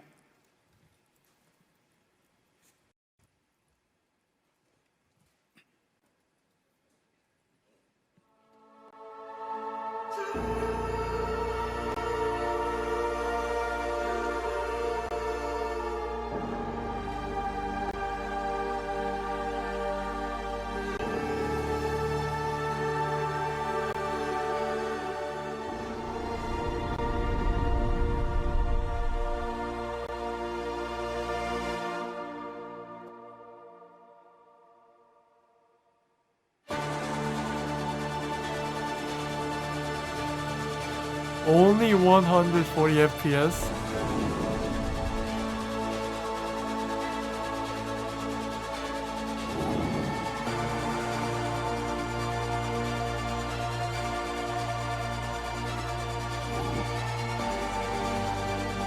Wait, that's actually better.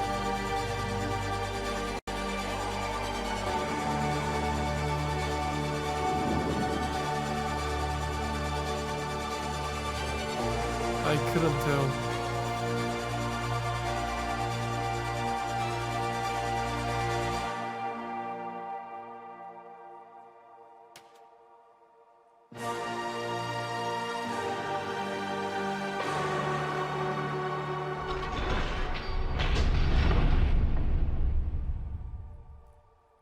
That was real-time computer graphics.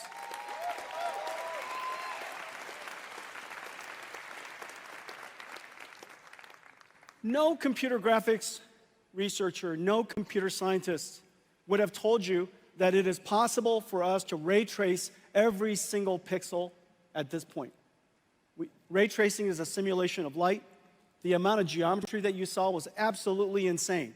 It would have been impossible without artificial intelligence. There are two fundamental things that we did. We used, of course, programmable shading and ray traced acceleration to produce incredibly beautiful pixels. But then we have artificial intelligence be conditioned, be controlled by that pixel to generate a whole bunch of other pixels.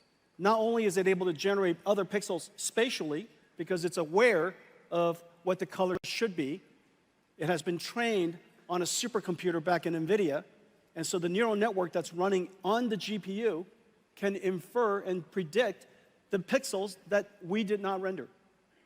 Not only can we do that, it's called DLSS.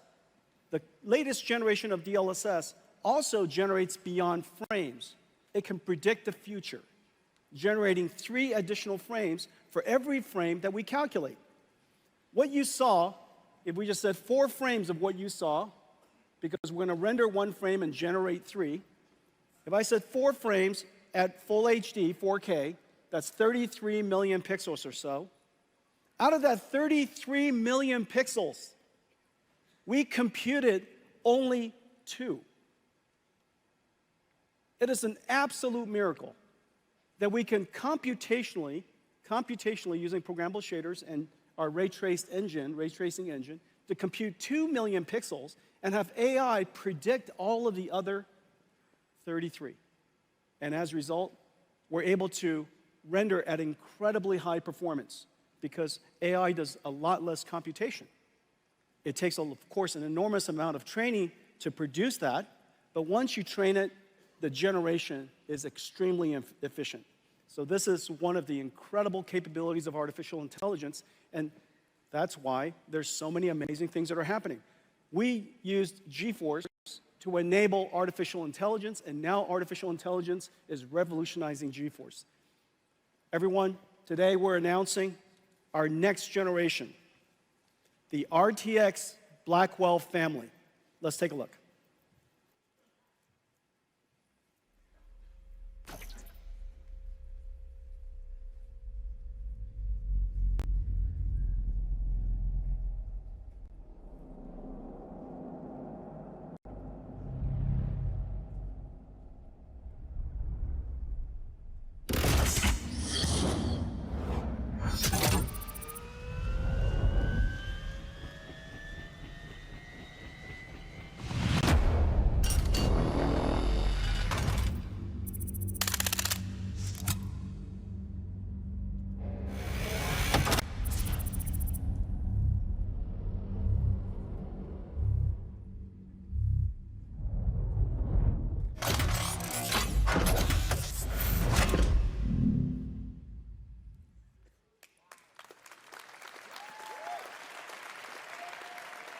Here it is.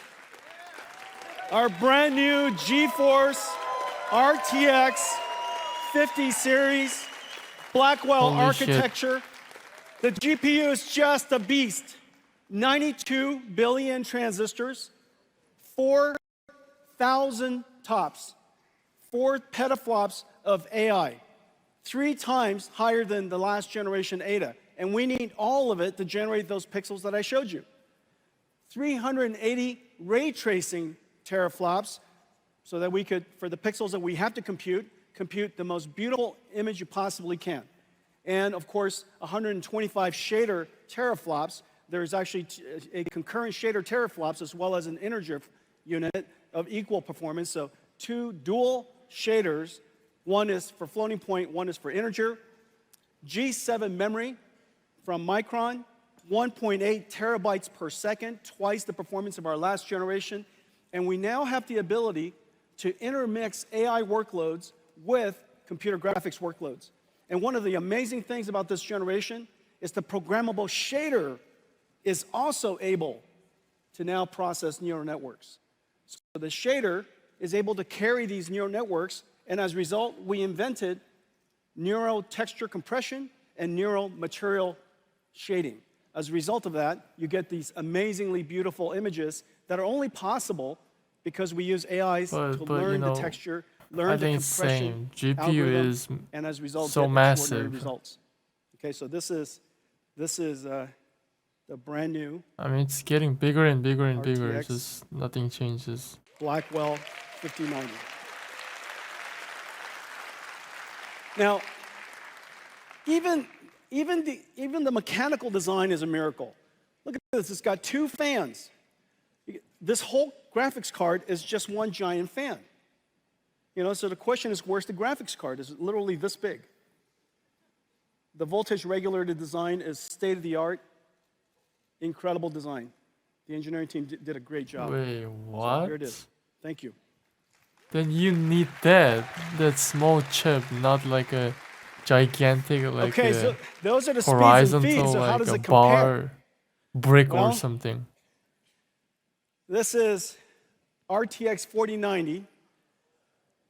I know many of you have one. I don't have one, I know bro. it. Look, it's $1,599. It is one of the best investments you could possibly make. For $1,599, you bring it home to your $10,000 PC entertainment command center. Isn't that right? Don't tell me that's not true. Don't be ashamed. It's liquid cooled. Fancy lights all over At it. least like remove the fan. You lock it when you leave. I mean, it's just there's no space to put on it. It's the modern home theater. It makes perfect sense. And now for $1,500 and $1,599, you get to upgrade that and turbocharge the living daylights out of it. Well, now with the Blackwell family, RTX 5070, 4090 performance at $549.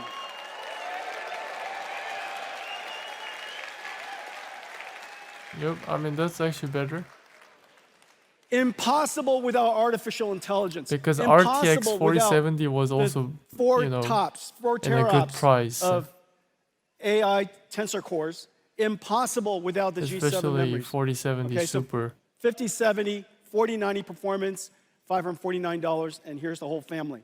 Starting from 5070 all the way up to 5090.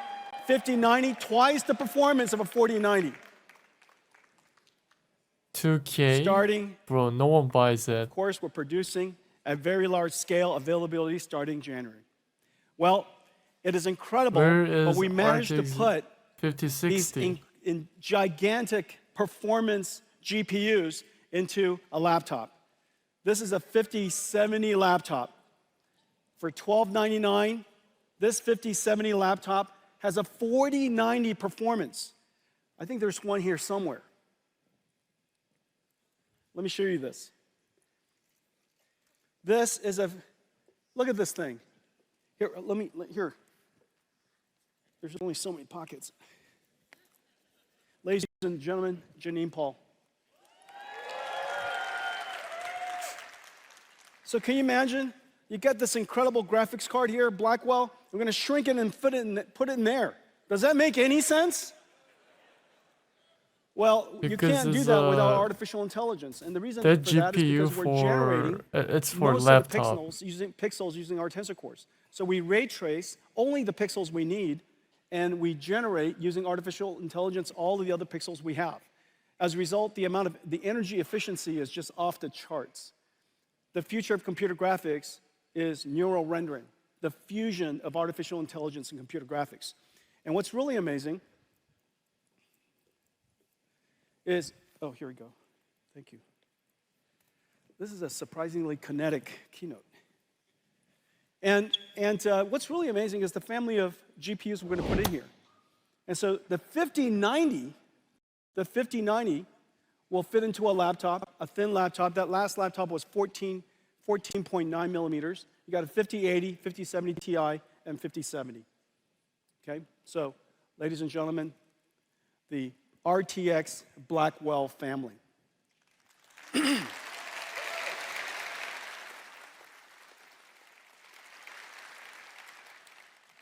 Well, GeForce brought AI to the world, democratized AI. Now AI has come back and revolutionized GeForce. Let's talk about artificial intelligence. Let's go to somewhere else at NVIDIA.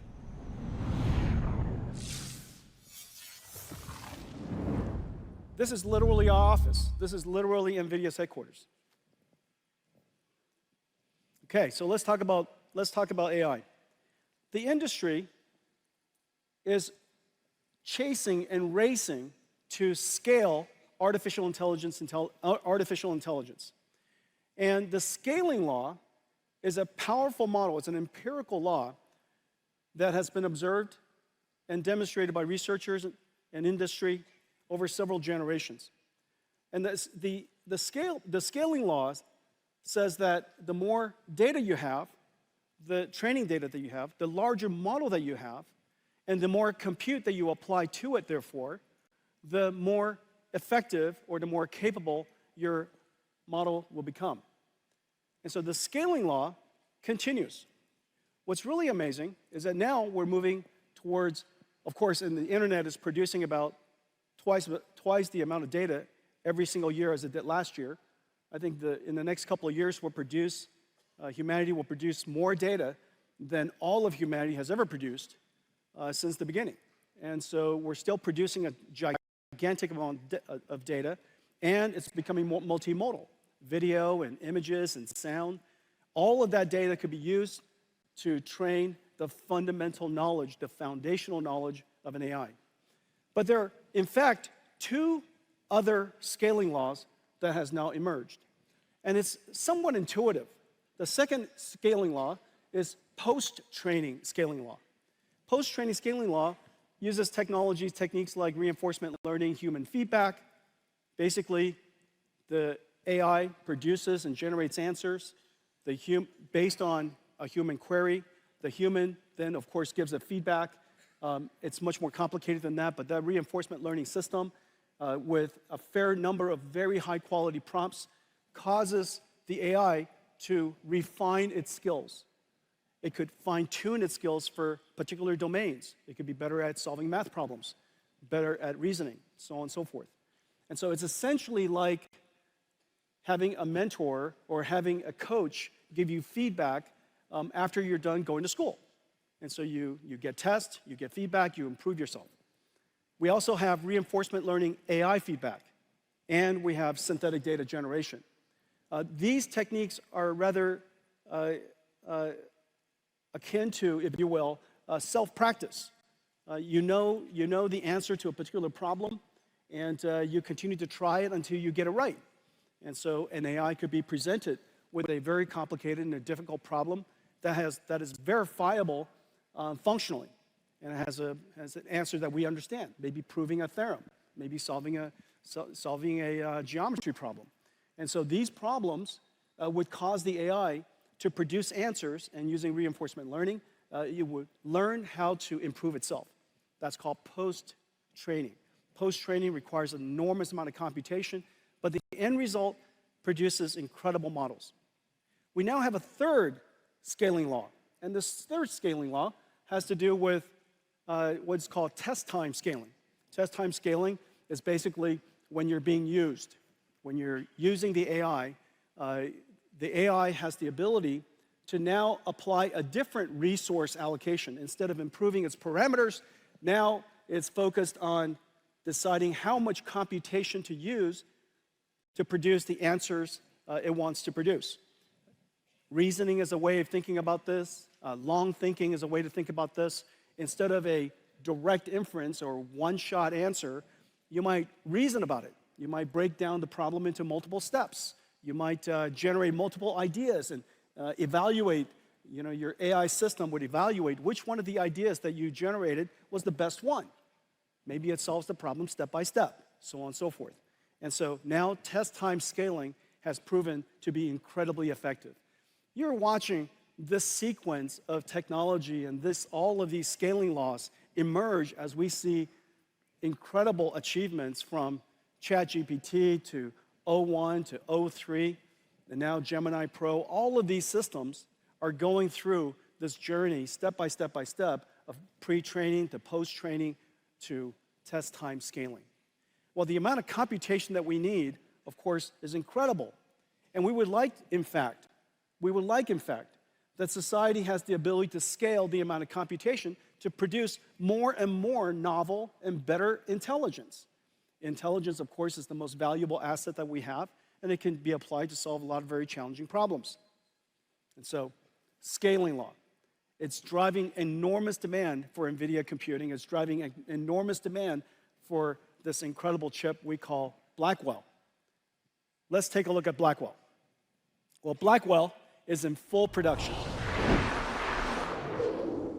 It is incredible what it looks like. So first of all, there's some, every single cloud service provider now have systems up and running. We have systems here from about 15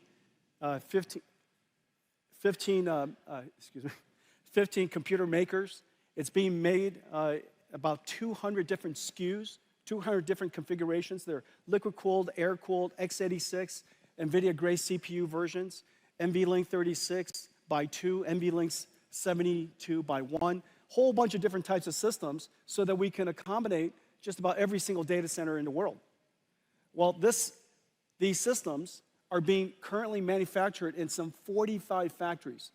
It tells you how pervasive artificial intelligence is and how much the industry is jumping onto artificial intelligence in this new computing model. Well, the reason why we're driving it so hard is because we need a lot more computation. And it's very clear that Janine?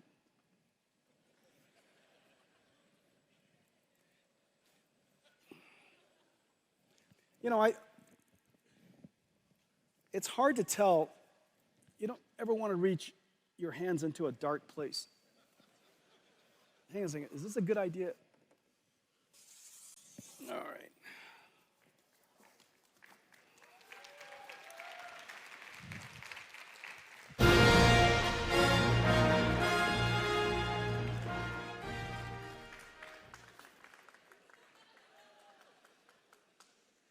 Wait for it. Wait for it. I thought I was worthy.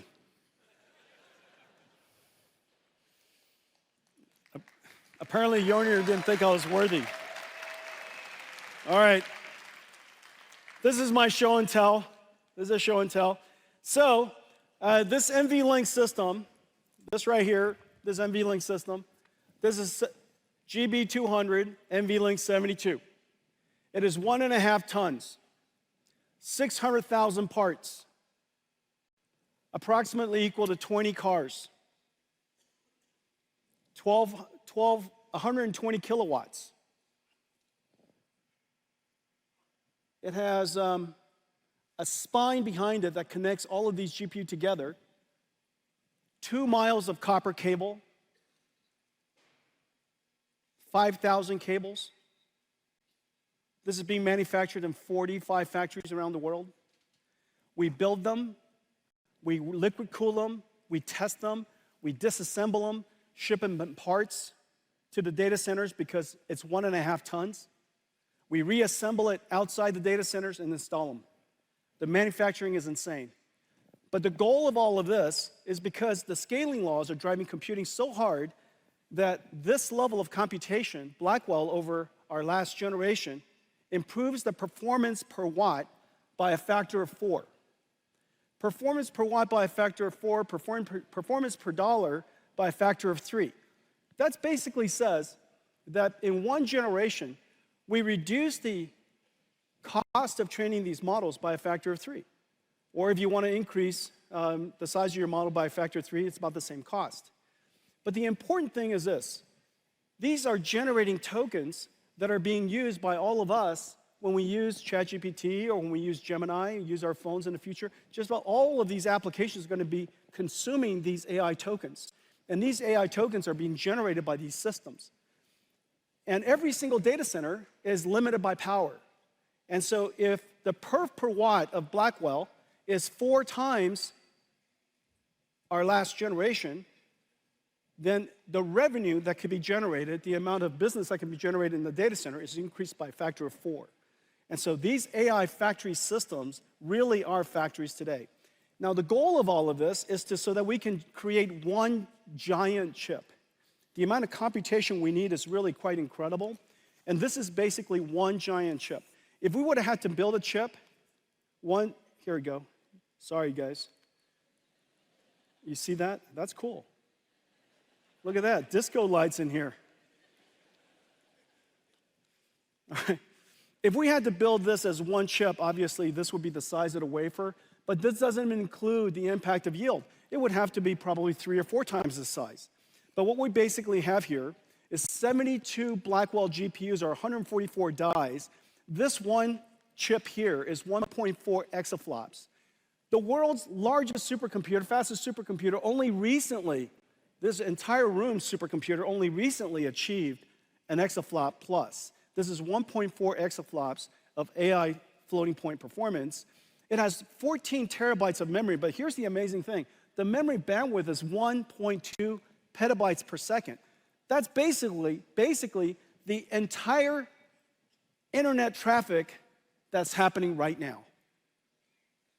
The entire world's internet traffic is being processed across these chips, okay? And we have 130 trillion transistors in total, 2,592 CPU cores, whole bunch of networking.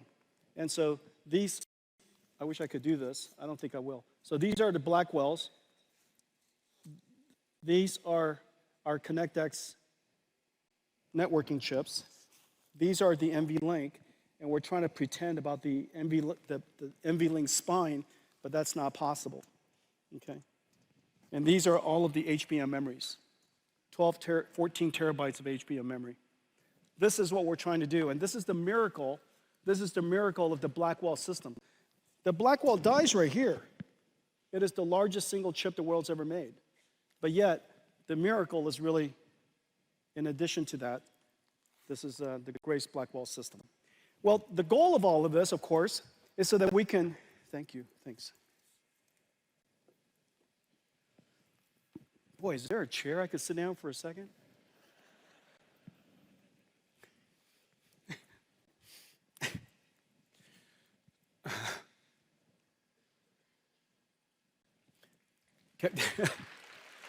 Can I have a Michelob Ultra?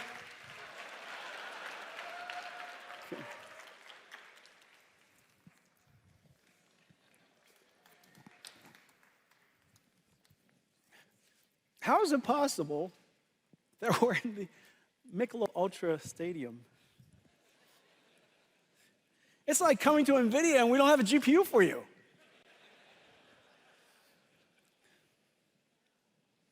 So we need an enormous amount of computation because we want to train larger and larger models. And these inferences used to be one inference, but in the future, the AI is going to be talking to itself. It's going to be thinking.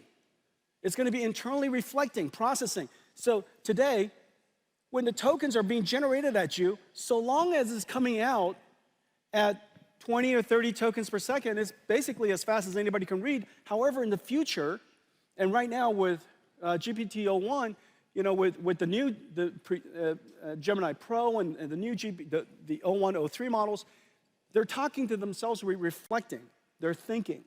And so, as you can imagine, the rate at which the tokens could be ingested is incredibly high.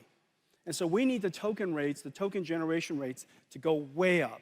And we also have to drive the cost way down simultaneously so that the quality of service can be extraordinary, the cost to customers can continue to be low, and AI will continue to scale. And so that's the fundamental purpose, the reason why we created NVLink. Well, one of the most important things that's happening in the world of enterprise is agentic AI. Agentic AI basically is a perfect example of test time scaling. AI is a system of models. Some of it is understanding, interacting with the customer, interacting with the user. Some of it's maybe retrieving information from storage, a semantic AI system like a RAG. Maybe it's going on to the internet. Maybe it's studying a PDF file. And so it might be using tools. It might be using a calculator. And it might be using a generative AI to generate charts and such. And it's taking the problem you gave it, breaking it down step by step, and it's iterating through all these different models. Well, in order to respond to a customer in the future, in order for AI to respond, it used to be ask a question, answer starts spewing out. In the future, you ask a question, a whole bunch of models are going to be working in the background. And so test time scaling, the amount of computation used for inferencing, is going to go through the roof. It's going to go through the roof because we want better and better answers. Well, to help the industry build agentic AI, our go-to-market is not direct to enterprise customers. Our go-to-market is we work with software developers in the IT ecosystem to integrate our technology to make possible new capabilities, just like we did with CUDA libraries. We now want to do that with AI libraries. And just as the computing model of the past has APIs that are doing computer graphics or doing linear algebra or doing fluid dynamics, in the future, on top of those acceleration libraries, CUDA acceleration libraries, we'll have AI libraries. We've created 3 things for helping the ecosystem build agentic AI. NVIDIA NIMs, which are essentially AI microservices all packaged up. It takes all of this really complicated CUDA software, CUDA DNN, Cutlass, or TensorRT-LM, or Triton, or all of these different really complicated software, and the model itself, we package it up, we optimize it, we put it into a container, and you could take it wherever you like. And so we have models for vision, for understanding languages, for speech, for animation, for digital biology, and we have some new exciting models coming for physical AI. And these AI models run in every single cloud because NVIDIA's GPUs are now available in every single cloud. It's available in every single OEM. So you could literally take these models, integrate it into your software packages, create AI agents that run on Cadence, or they might be ServiceNow agents, or they might be SAP agents, and they could deploy it to their customers and run it wherever the customers want to run the software. The next layer is what we call NVIDIA NeMo. NeMo is essentially a digital employee onboarding and training evaluation system. In the future, these AI agents are essentially digital workforce that are working alongside your employees, doing things for you on your behalf. And so the way that you would bring these specialized agents these special agents into your company is to onboard them, just like you onboard an employee.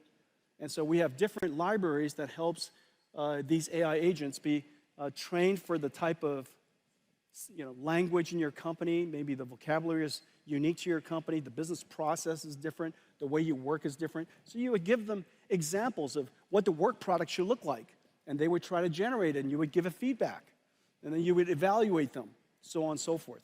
And so that, and you would guardrail them. You say, these are the things that you're not allowed to do. These are the things you're not allowed to say. And we even give them access to certain information. Okay, so that entire pipeline, digital employee pipeline, is called NEMO. In a lot of ways, the IT department of every company is going to be the HR department of AI agents in the future. Today, they manage and maintain a bunch of software from the IT industry. In the future, they'll maintain, nurture, onboard, and improve a whole bunch of digital agents and provision them to the companies to use. Okay, and so your IT department is going to become kind of like AI agent HR. And on top of that, we provide a whole bunch of blueprints that our ecosystem could take advantage of. All of this is completely open source, and so you could take it and modify the blueprints. We have blueprints for all kinds of different types of agents. Well, today we're also announcing that we're doing something that's really cool and I think really clever. We're announcing a whole family of models that are based off of Llama, the NVIDIA Llama Nemotron language foundation models. Llama 3.1 is a complete phenomenon. The download of Llama 3.1 from Meta, 650,000 times, something like that. It has been derived and turned into other models, about 60,000 other different models. It is singularly the reason why just about every single enterprise and every single industry has been activated to start working on AI. Well, the thing that we did was we realized that the Llama models really could be better fine-tuned for enterprise use. And so we fine-tune them using our expertise and our capabilities, and we turn them into the Llama Nemotron suite of open models. There are small ones that interact in very, very fast response time, extremely small.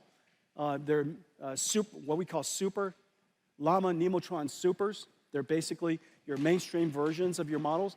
Or your ultra model. The ultra model could be used to be a teacher model for a whole bunch of other models. It could be a reward model, evaluator, a judge for other models to create answers and decide whether it's a good answer or not, basically give feedback to other models. It could be distilled in a lot of different ways. Basically, a teacher model, a knowledge distillation model. Very large, very capable. And so all of this is now available online. Well, these models are incredible. It's number one in leaderboards for chat, leaderboard for instruction, leaderboard for retrieval. So the different types of functionalities necessary that are used in AI agents around the world, these are going to be incredible models for you. We're also working with the ecosystem. All of our NVIDIA AI technologies are integrated into the IT industry.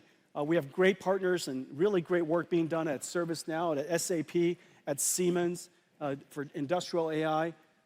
Cadence is doing great work. Synopsys is doing great work. I'm really proud of the work that we do with Perplexity. As you know, they revolutionized search. Yeah, really fantastic stuff. Codium, every software engineer in the world. This is going to be the next giant AI application, next giant AI service, period, is software coding. 30 million software engineers around the world. Everybody is going to have a software assistant helping them code. If not, obviously you're going to be way less productive and create lesser good code. And so this is 30 million. There's 1 billion knowledge workers in the world. It is very, very clear AI agents is probably the next robotics industry and likely to be a multi-trillion-dollar opportunity. Well, let me show you some of the blueprints that we've created and some of the work that we've done with our partners with these AI agents. AI agents are the new digital workforce, working for and with us. AI agents are a system of models that reason about a mission, break it down into tasks, and retrieve data or use tools to generate a quality response. NVIDIA's agentic AI building blocks, NIM pre-trained models, and NeMo framework let organizations easily develop AI agents and deploy them anywhere. We will onboard and train our agentic workforces on our company's methods, like we do for employees. AI agents are domain-specific task experts. Let me show you 4 examples. For the billions of knowledge workers and students, AI research assistant agents ingest complex documents like lectures, journals, financial results, and generate interactive podcasts for easy learning.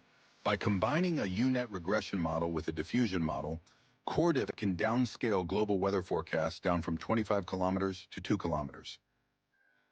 Developers, like at NVIDIA, manage software security AI agents that continuously scan software for vulnerabilities, alerting developers to what action is needed. Virtual Lab AI agents help researchers design and screen billions of compounds to find promising drug candidates faster than ever. And Video Analytics AI agents, built on an NVIDIA Metropolis blueprint, including NVIDIA Cosmos Nematron Vision Language Models, Llama Nematron LLMs, and NeMo Retriever. Metropolis agents analyze content from the billions of cameras generating 100,000 petabytes of video per day. They enable interactive search, summarization, and automated reporting, and help monitor traffic flows, flagging congestion or danger. In industrial facilities, they monitor processes and generate recommendations or improvement. Metropolis agents centralize data from hundreds of cameras and can reroute workers or robots when incidents occur. The age of agentic AI is here, for every organization. Okay. That was the first pitch at a baseball game. That was not generated. I just felt that none of you were impressed. Okay, so AI was created in the cloud and for the cloud. AI is created in the cloud and for the cloud. And for enjoying AI on phones, of course, it's perfect. Very, very soon, we're going to have a continuous AI that's going to be with you. And when you use those Meta glasses, you could, of course, point at something, look at something, and ask it, whatever information you want. And so AI is perfect in the cloud. It was created in the cloud, it's perfect in the cloud. However, we would love to be able to take that AI everywhere. I've mentioned already that you could take NVIDIA AI to any cloud, but you could also put it inside your company. But the thing that we want to do more than anything is put it on our PC as well. And so, as you know, Windows 95 revolutionized the computer industry. It made possible this new suite of multimedia services, and it changed the way that applications was created forever. Windows 95, this model of computing, of course, is not perfect for AI. And so the thing that we would like to do is we would like to have, in the future, your AI basically become your AI assistant. And instead of just the 3D APIs and the sound APIs and the video APIs, you would have generative APIs for 3D, and generative APIs for language, and generative AI for sound, and so on and so forth. And we need a system that makes that possible while leveraging the massive investment that's in the cloud. There's no way that the world can create yet another way of programming AI models. It's just not going to happen. And so if we could figure out a way to make Windows PC a world-class AI PC, it would be completely awesome. And it turns out the answer is Windows. It's Windows WSL2. Windows WSL2. Windows WSL2 basically is 2 operating systems within one. It works perfectly. It's developed for developers, and it's developed so that you can have access to bare metal. It's been, WSL2 has been optimized for cloud-native applications. It is optimized for, and very importantly, it's been optimized for CUDA. And so WSL2 supports CUDA perfectly out of the box. As a result, everything that I showed you with NVIDIA NIMS, NVIDIA NeMo, the blueprints that we develop that are going to be up in ai.nvidia.com, so long as the computer fits it, so long as you can fit that model, and we're going to have many models that fit, whether it's vision models or language models or speech models or these animation digital human models, all kinds of different types of models are going to be perfect for your PC, and you download it and it should just run. And so our focus is to turn Windows WSL2, Windows PC, into a target first-class platform that we will support and maintain for as long as we shall live. And so this is an incredible thing for engineers and developers everywhere. Let me show you something that we can do with that. This is one of the examples of a blueprint we just made for you. Generative AI synthesizes amazing images from simple text prompts. Yet image composition can be challenging to control using only words. With NVIDIA NIM microservices, creators can use simple 3D objects to guide AI image generation. Let's see how a concept artist can use this technology to develop the look of a scene. They start by laying out 3D assets, created by hand or generated with AI. Then use an image generation NIM, such as Flux, to create a visual that adheres to the 3D scene. Add or move objects to refine the composition. Change camera angles to frame the perfect shot. Or reimagine the whole scene with a new prompt. Assisted by generative AI and NVIDIA NIM, an artist can quickly realize their vision. NVIDIA AI for your PCs. Hundreds of millions of PCs in the world with Windows, and so we could get them ready for AI. OEMs, all the PC OEMs we work with, just basically all of the world's leading PC OEMs, are going to get their PCs ready for this stack. And so AI PCs are coming to a home near you.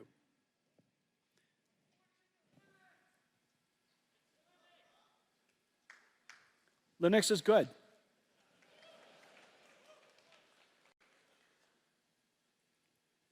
Okay, let's talk about physical AI. Speaking of Linux, let's talk about physical AI. So, physical AI. Imagine,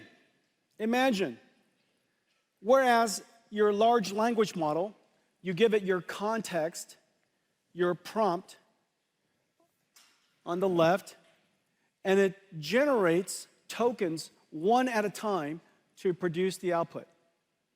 That's basically how it works. The amazing thing is this model in the middle is quite large, has billions of parameters. The context length is incredibly large because you might decide to load in a PDF. In my case, I might load in several PDFs before I ask it a question. Those PDFs are turned into tokens. The basic attention characteristic of a transformer has every single token find its relationship and relevance against every other token. So you could have hundreds of thousands of tokens, and the computational load increases quadratically. And it does this, all of the parameters, all of the input sequence, process it through every single layer of the transformer, and it produces one token. That's the reason why we needed Blackwell. And then the next token is produced when the current token is done. It puts the current token into the input sequence and takes that whole thing and generates the next token. It does it one at a time. This is the transformer model. It's the reason why it is so incredibly effective, computationally demanding. What if instead of PDFs, it's your surrounding? And what if instead of the prompt, a question, it's a request? Go over there and pick up that, that box and bring it back. And instead of what is produced in tokens as text, it produces action tokens. Well, that I just described is a very sensible thing for the future of robotics. And the technology is right around the corner. But what we need to do is we need to create the effectively the world model of, as opposed to GPT, which is a language model. And this world model has to understand the language of the world. It has to understand physical dynamics, things like gravity and friction and inertia. It has to understand geometric and spatial relationships. It has to understand cause and effect. If you drop something, it falls to the ground. If you, poke at it, it tips over. It has to understand object permanence. If you roll a ball over the kitchen counter, when it goes off the other side, the ball didn't leave into another quantum universe. That's still there. And so all of these types of understanding is intuitive understanding that we know that most models today have a very hard time with. And so we would like to create we need a world foundation model. Today, we're announcing a very big thing.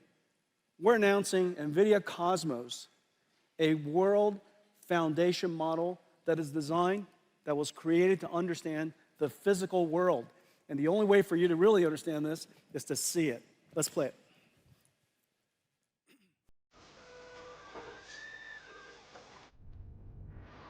The next frontier of AI is physical AI. Model performance is directly related to data availability, but physical world data is costly to capture, curate, and label. NVIDIA Cosmos is a world foundation model development platform to advance physical AI. It includes auto-regressive world foundation models, diffusion-based world foundation models, advanced tokenizers, and an NVIDIA CUDA, an AI-accelerated data pipeline. Cosmos models ingest text, image, or video prompts and generate virtual world states as videos. Cosmos generations prioritize the unique requirements of AV and robotics use cases, like real-world environments, lighting, and object permanence. Developers use NVIDIA Omniverse to build physics-based, geospatially accurate scenarios, then output Omniverse renders into Cosmos, which generates photoreal, physically based synthetic data.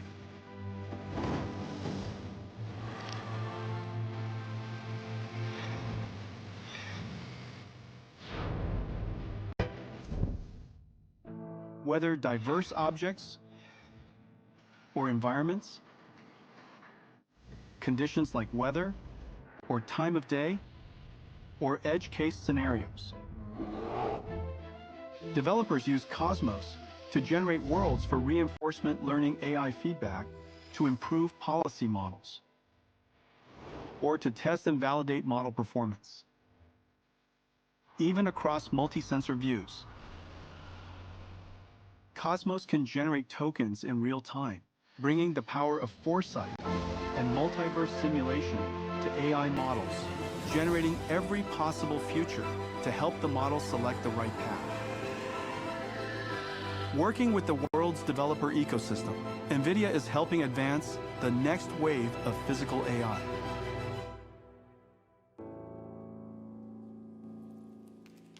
NVIDIA Cosmos.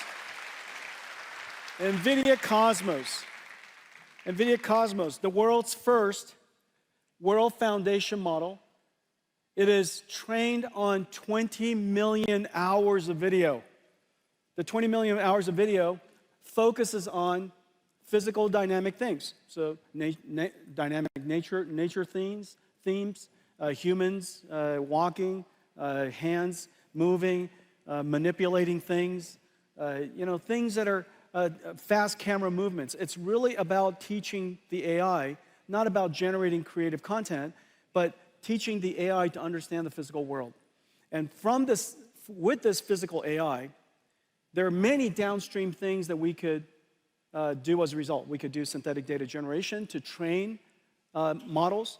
We could distill it and turn it into effectively the beginnings of a robotics model. You could have it generate multiple physically based, physically plausible scenarios of the future, basically do a Doctor Strange. You could, because this model understands the physical world, of course, you saw a whole bunch of images generated. This model understanding the physical world, it also could do, of course, captioning. And so it could take videos, caption it incredibly well, and that captioning and the video could be used to train large language models, multimodality large language models. And so you could use this technology to use this foundation model to train robots, as well as large language models. And so this is the NVIDIA Cosmos. The platform has an autoregressive model for real-time applications, has diffusion model for very high-quality image generation. It's incredible tokenizer, basically learning the vocabulary of real world, and a data pipeline so that if you would like to take all of this and then train it on your own data, this data pipeline, because there's so much data involved, we've accelerated everything end-to-end for you. And so this is the world's first data processing pipeline that's CUDA accelerated as well as AI accelerated. All of this is part of the Cosmos platform. And today we're announcing that Cosmos is open licensed. It's open and available on GitHub.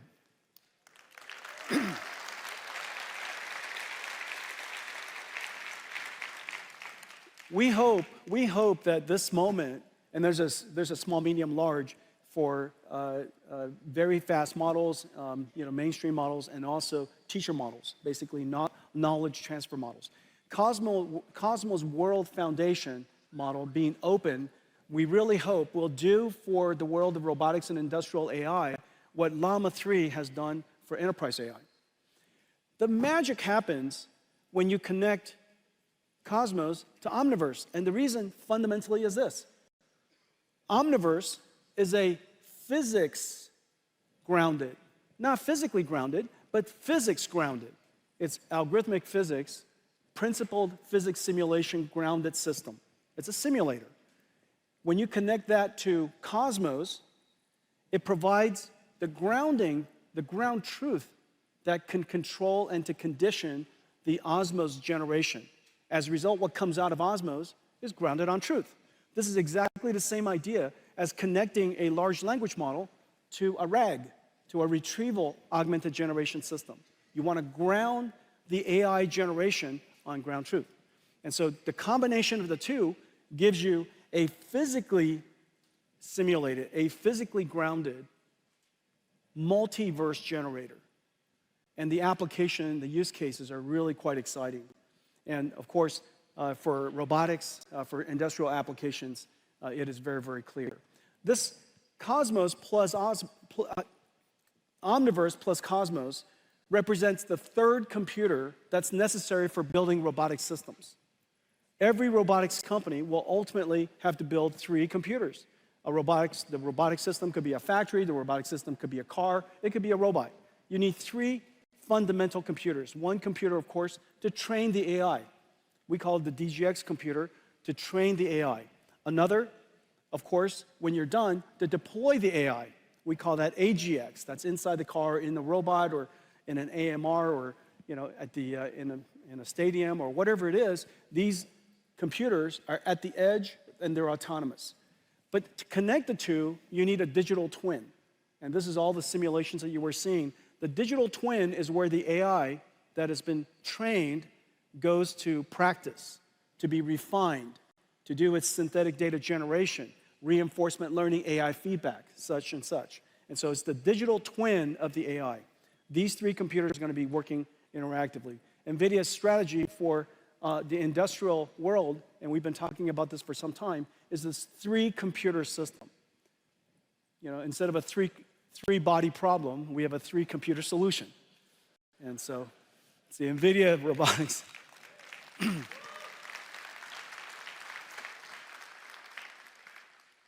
So let me give you 3 examples. All right, so the first example is how we apply all of this to industrial digitalization. There are millions of factories, hundreds of thousands of warehouses. That's basically is the backbone of a $50 trillion manufacturing industry. All of that has to become software defined. All of it has to have automation in the future. And all of it will be infused with robotics. Well, we're partnering with Kion, the world's leading warehouse automation solutions provider, and Accenture, the world's largest professional services provider, and they have a big focus in digital manufacturing, and we're working together to create something that's really special, and I'll show you that in a second. But our go-to-market is essentially the same as all of the other software platforms and all the technology platforms that we have.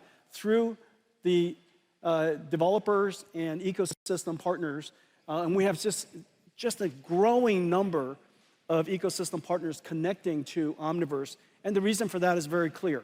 Everybody wants to digitalize the future of industries. There's so much waste, so much opportunity for automation in that $50 trillion of the world's GDP. So let's take a look at that. This one example that we're doing with Kion and Accenture. Kion, the supply chain solution company, Accenture, a global leader in professional services, and NVIDIA are bringing physical AI to the $1 trillion warehouse and distribution center market. Managing high-performance warehouse logistics involves navigating a complex web of decisions influenced by constantly shifting variables. These include daily and seasonal demand changes, space constraints, workforce availability, and the integration of diverse robotic and automated systems. And predicting operational KPIs of a physical warehouse is nearly impossible today. To tackle these challenges, Kion is adopting Mega, an NVIDIA Omniverse blueprint for building industrial digital twins to test and optimize robotic fleets. First, Kion's warehouse management solution assigns tasks to the industrial AI brains in the digital twin, such as moving a load from a buffer location to a shuttle storage solution. The robot's brains are in a simulation of a physical warehouse, digitalized into Omniverse using OpenUSD connectors to aggregate CAD, video and image to 3D, LiDAR to point cloud, and AI-generated data. The fleet of robots execute tasks by perceiving and reasoning about their Omniverse digital twin environment, planning their next motion and acting. The robot brains can see the resulting state through sensor simulations and decide their next action. The loop continues while Mega precisely tracks the state of everything in the digital twin. Now, Kion can simulate infinite scenarios at scale while measuring operational KPIs, such as throughput, efficiency, and utilization, all before deploying changes to the physical warehouse. Together with NVIDIA, Kion and Accenture are reinventing industrial autonomy. The future is that's incredible. Everything is in simulation. In the future, every factory will have a digital twin. And that digital twin operates exactly like the real factory. And in fact, you could use Omniverse with Cosmos to generate a whole bunch of future scenarios, and you pick, then an AI decides which one of the scenarios are the most optimal for whatever KPIs, and that becomes the programming constraints, the program, if you will, the AIs that will be deployed into the real factories. The next example, autonomous vehicles. The AV revolution has arrived. After so many years, with Waymo's success and Tesla's success, it is very, very clear autonomous vehicles has finally arrived. Well, our offering to this industry is the three computers, the training systems to train the AIs, the simulation systems, and the synthetic data generation systems, Omniverse and now Cosmos, and also the computer that's inside the car. Each car company might work with us in a different way, use one or two or three of the computers. We're working with just about every major car company around the world, Waymo and Zoox and Tesla, of course, in their data center, BYD, the largest EV company in the world, JLR's got a really cool car coming, Mercedes has a fleet of cars coming with NVIDIA starting this year, going to production. And I'm super, super pleased to announce that today, Toyota and NVIDIA are going to partner together to create their next generation AVs.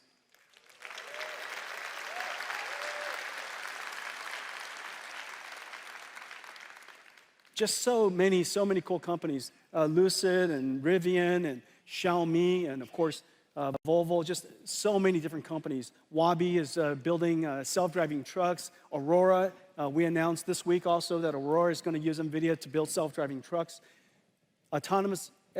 100 million cars built each year, a billion vehicles on the road all over the world, 1 trillion miles that are driven around the world each year. That's all going to be either highly autonomous or, fully autonomous coming up. And so this is going to be a very large industry. I predict that this will likely be the first multi-trillion-dollar robotics industry. This business for us, notice in just a few of these cars that are starting to ramp into the world, our business is already $4 billion, and this year probably on a run rate about $5 billion. So really significant business already. This is going to be very large. Well, today we're announcing that our next generation processor for the car, our next generation computer for the car is called Thor. I have one right here. Hang on a second. Okay, this is Thor. This is Thor. This is a robotics computer. This is a robotics computer. It takes sensors and just a madness amount of sensor information. Process it, umpteen cameras, high resolution, radars, lidars, they're all coming into this chip. And this chip has to process all that sensor, turn them into tokens, put them into a transformer, and predict the next path. And this AV computer is now in full production. Thor is 20 times the processing capability of our last generation Orin, which is really the standard of autonomous vehicles today. And so this is just really quite incredible.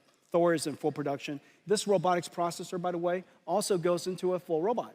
And so it could be an AMR, it could be a humanoid robot, it could be the brain, it could be the manipulator.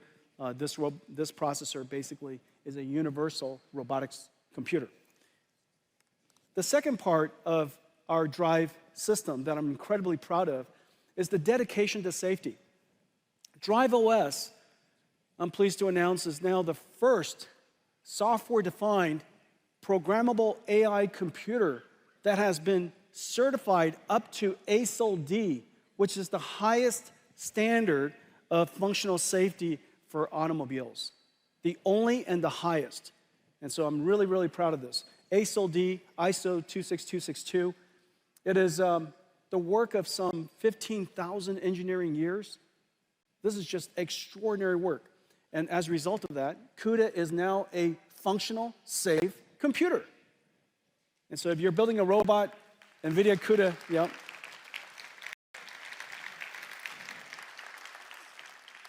Okay, so now I told you I was going to show you what would we use Omniverse and Cosmos to do in the context of self-driving cars. And today, instead of showing you a whole bunch of videos of cars driving on the road, I'll show you some of that too. But I want to show you how we use the car to reconstruct digital twins automatically using AI and use that capability to train future AI models. Okay, let's play it. The autonomous vehicle revolution is here. Building autonomous vehicles, like all robots, requires 3 computers: NVIDIA DGX to train AI models, Omniverse to test drive and generate synthetic data, and Drive AGX, a supercomputer in the car. Building safe autonomous vehicles means addressing edge scenarios, but real-world data is limited, so synthetic data is essential for training. The Autonomous Vehicle Data Factory, powered by NVIDIA Omniverse, AI models, and Cosmos, generates synthetic driving scenarios that enhance training data by orders of magnitude. First, OmniMap fuses map and geospatial data to construct drivable 3D environments. Driving scenario variations can be generated from replayed drive logs or AI traffic generators. Next, a neural reconstruction engine uses autonomous vehicle sensor logs to create high-fidelity 4D simulation environments. It replays previous drives in 3D and generates scenario variations to amplify training data. Finally, Edify 3DS automatically searches through existing asset libraries, or generates new assets to create sim-ready scenes. The Omniverse scenarios are used to condition Cosmos to generate massive amounts of photorealistic data, reducing the sim-to-real gap. And with text prompts, generate near infinite variations of the driving scenario. With Cosmos Nemotron Video Search, the massively scaled synthetic dataset, combined with recorded drives, can be curated to train models. NVIDIA's AI Data Factory scales hundreds of drives into billions of effective miles, setting the standard for safe and advanced autonomous driving. Isn't that incredible? We take thousands of drives and turn them into billions of miles. We are going to have mountains of training data for autonomous vehicles. Of course, we still need actual cars on the road. Of course, we will continuously collect data for as long as we shall live. However, synthetic data generation using this multiverse, physically based, physically grounded capability so that we generate data for training AIs that are physically grounded and accurate or plausible so that we could have an enormous amount of data to train with. The AV industry is here. This is an incredibly exciting time, super excited about the next several years. I think you're going to see, just as computer graphics was revolutionized such incredible pace, you're going to see the pace of AV development increasing tremendously over the next several years.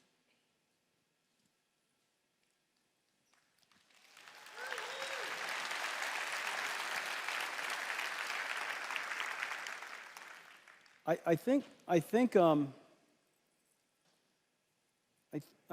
the next part is robotics. So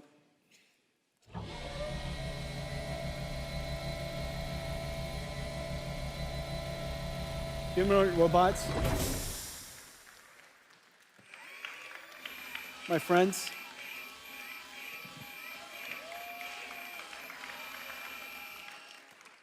The ChatGPT moment for general robotics is just around the corner. And in fact, all of the enabling technologies that I've been talking about is going to make it possible for us in the next several years to see very rapid breakthroughs, surprising breakthroughs in general robotics.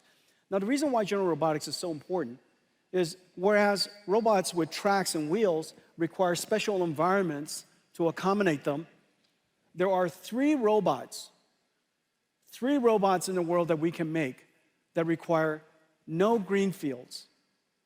Brownfield adaptation is perfect. If we could possibly build these amazing robots, we could deploy them in exactly the world that we've built for ourselves. These three robots are, one, agentic robots and agentic AI, because they're information workers. So long as they could accommodate the computers that we have in our offices, it's going to be great. Number two, self-driving cars. And the reason for that is we spent 100+ years building roads and cities. And then number three, humanoid robots. If we have the technology to solve these three, this will be the largest technology industry the world's ever seen. And so we think that the robotics era is just around the corner. The critical capability is how to train these robots. In the case of humanoid robots, the imitation information is rather hard to collect. And the reason for that is, in the case of car, you just drive it. We're driving cars all the time. In the case of these humanoid robots, the imitation information, the human demonstration is rather laborious to do. And so we need to come up with a clever way to take hundreds of demonstrations, thousands of human demonstrations, and somehow use artificial intelligence and Omniverse to synthetically generate millions of synthetically generated motions. And from those motions, the AI can learn how to perform a task. Let me show you how that's done.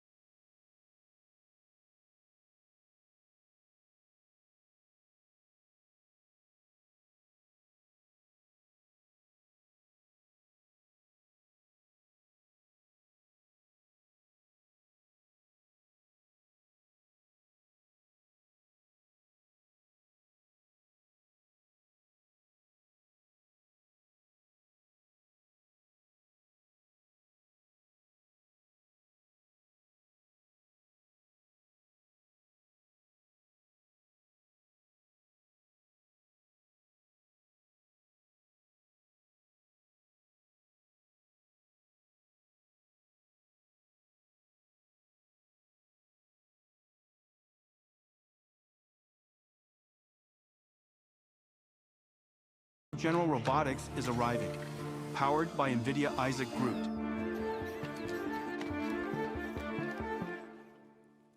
We're going to have mountains of data to train robots with. NVIDIA Isaac GR00T. NVIDIA Isaac GR00T. This is our platform to provide technology elements to the robotics industry to accelerate the development of general robotics. And, well, I have one more thing that I want to show you.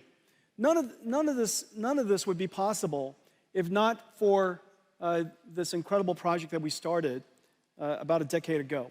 Inside the company was called Project Digits, Deep Learning GPU Intelligence Training System. Digits. Well, before we launched it, I shrunk it to DGX and to harmonize it with RTX, AGX, OVX, and all of the other X's that we have in the company. And it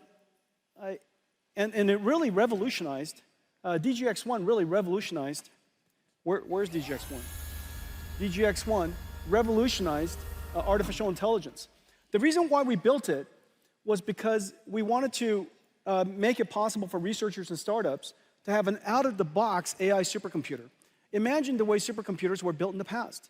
You really have to build your own facility, and you have to go build your own infrastructure and really engineer it into existence. And so we created a supercomputer for AI development for researchers and startups that comes literally one out of the box. I delivered the first one to a startup company in 2016 called OpenAI, and Elon was there, and Ilya Sutskever was there, and many of NVIDIA engineers were there, and we celebrated the arrival of DGX1, and obviously it revolutionized artificial intelligence and computing. But now artificial intelligence is everywhere. It's not just in researchers and startup labs. You know, we want artificial intelligence, as I mentioned in the beginning of our talk. This is now the new way of doing computing. This is the new way of doing software. Every software engineer, every creative artist, everybody who uses computers today as a tool will need an AI supercomputer. And so I just wish that DGX1 was smaller. And, you know, you know, imagine, ladies and gentlemen,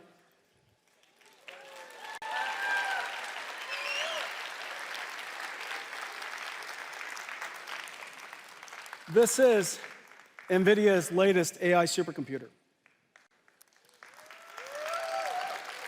And it's finally called Project Digits right now. And if you have a good name for it, reach out to us. Here's the amazing thing. This is an AI supercomputer. It runs the entire NVIDIA AI stack. All of NVIDIA software runs on this. DGX Cloud runs on this. This sits, well, somewhere, and it's wireless or, you know, connected to your computer. It's even a workstation if you like it to be. And you could access it, you could reach it like a cloud supercomputer, and NVIDIA's AI works on it. And it's based on a super secret chip that we've been working on called GB110, the smallest Grace Blackwell that we make. And I have, well, you know what, let's show everybody inside.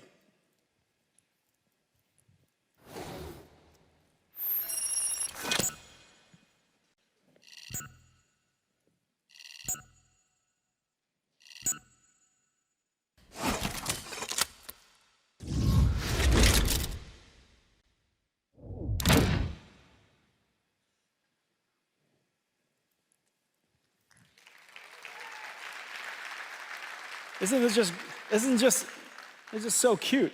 And this is the chip that's inside. It is in production. This top secret chip we did in collaboration. The CPU, the Grace CPU, is built for NVIDIA in collaboration with MediaTek. They're the world's leading SoC company, and they worked with us to build this CPU SoC, and connect it with chip-to-chip NVLink to the Blackwell GPU. And this little thing here is in full production. We're expecting this computer to be available around May timeframe. And so it's coming at you. It's just incredible what we could do. And it's just, I think it's, you really, I was trying to figure out, do I need more hands or more pockets? All right, so imagine this is what it looks like. You know, who doesn't want one of those?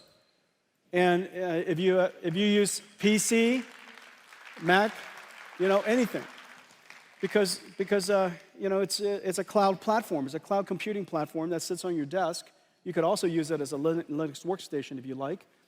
If you would like to have double digits, this is what it looks like. You know, and you connect it together with ConnectX, and it has nickel, GPU Direct, all of that out of the box. It's like a supercomputer. Our entire supercomputing stack is available. And so, NVIDIA Project Digits.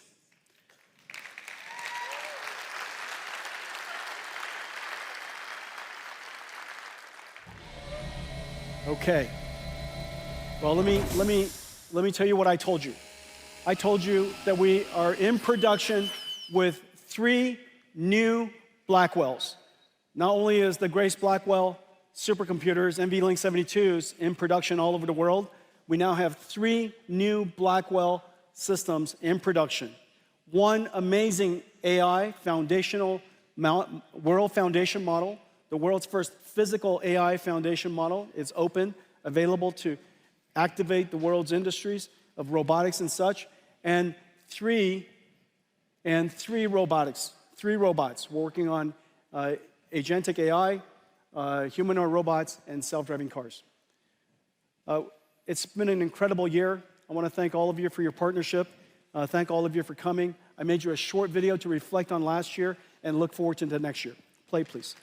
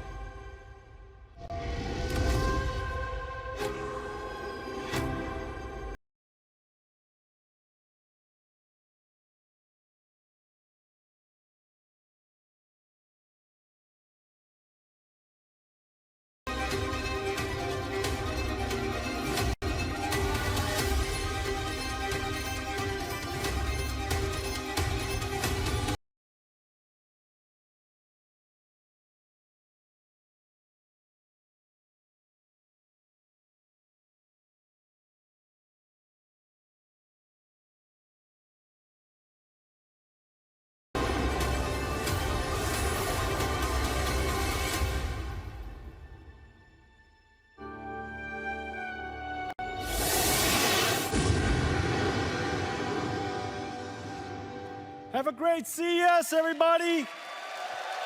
Happy New Year. Thank you.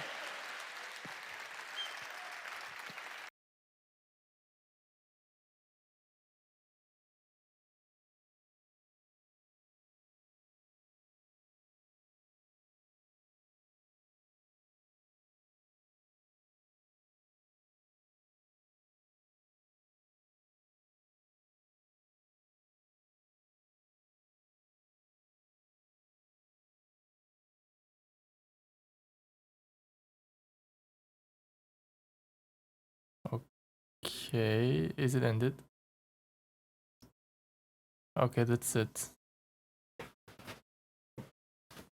Well, I mean, that was longer than I thought, but okay. It's getting excited because all of those AIs are coming out and just we'll see what's gonna happen.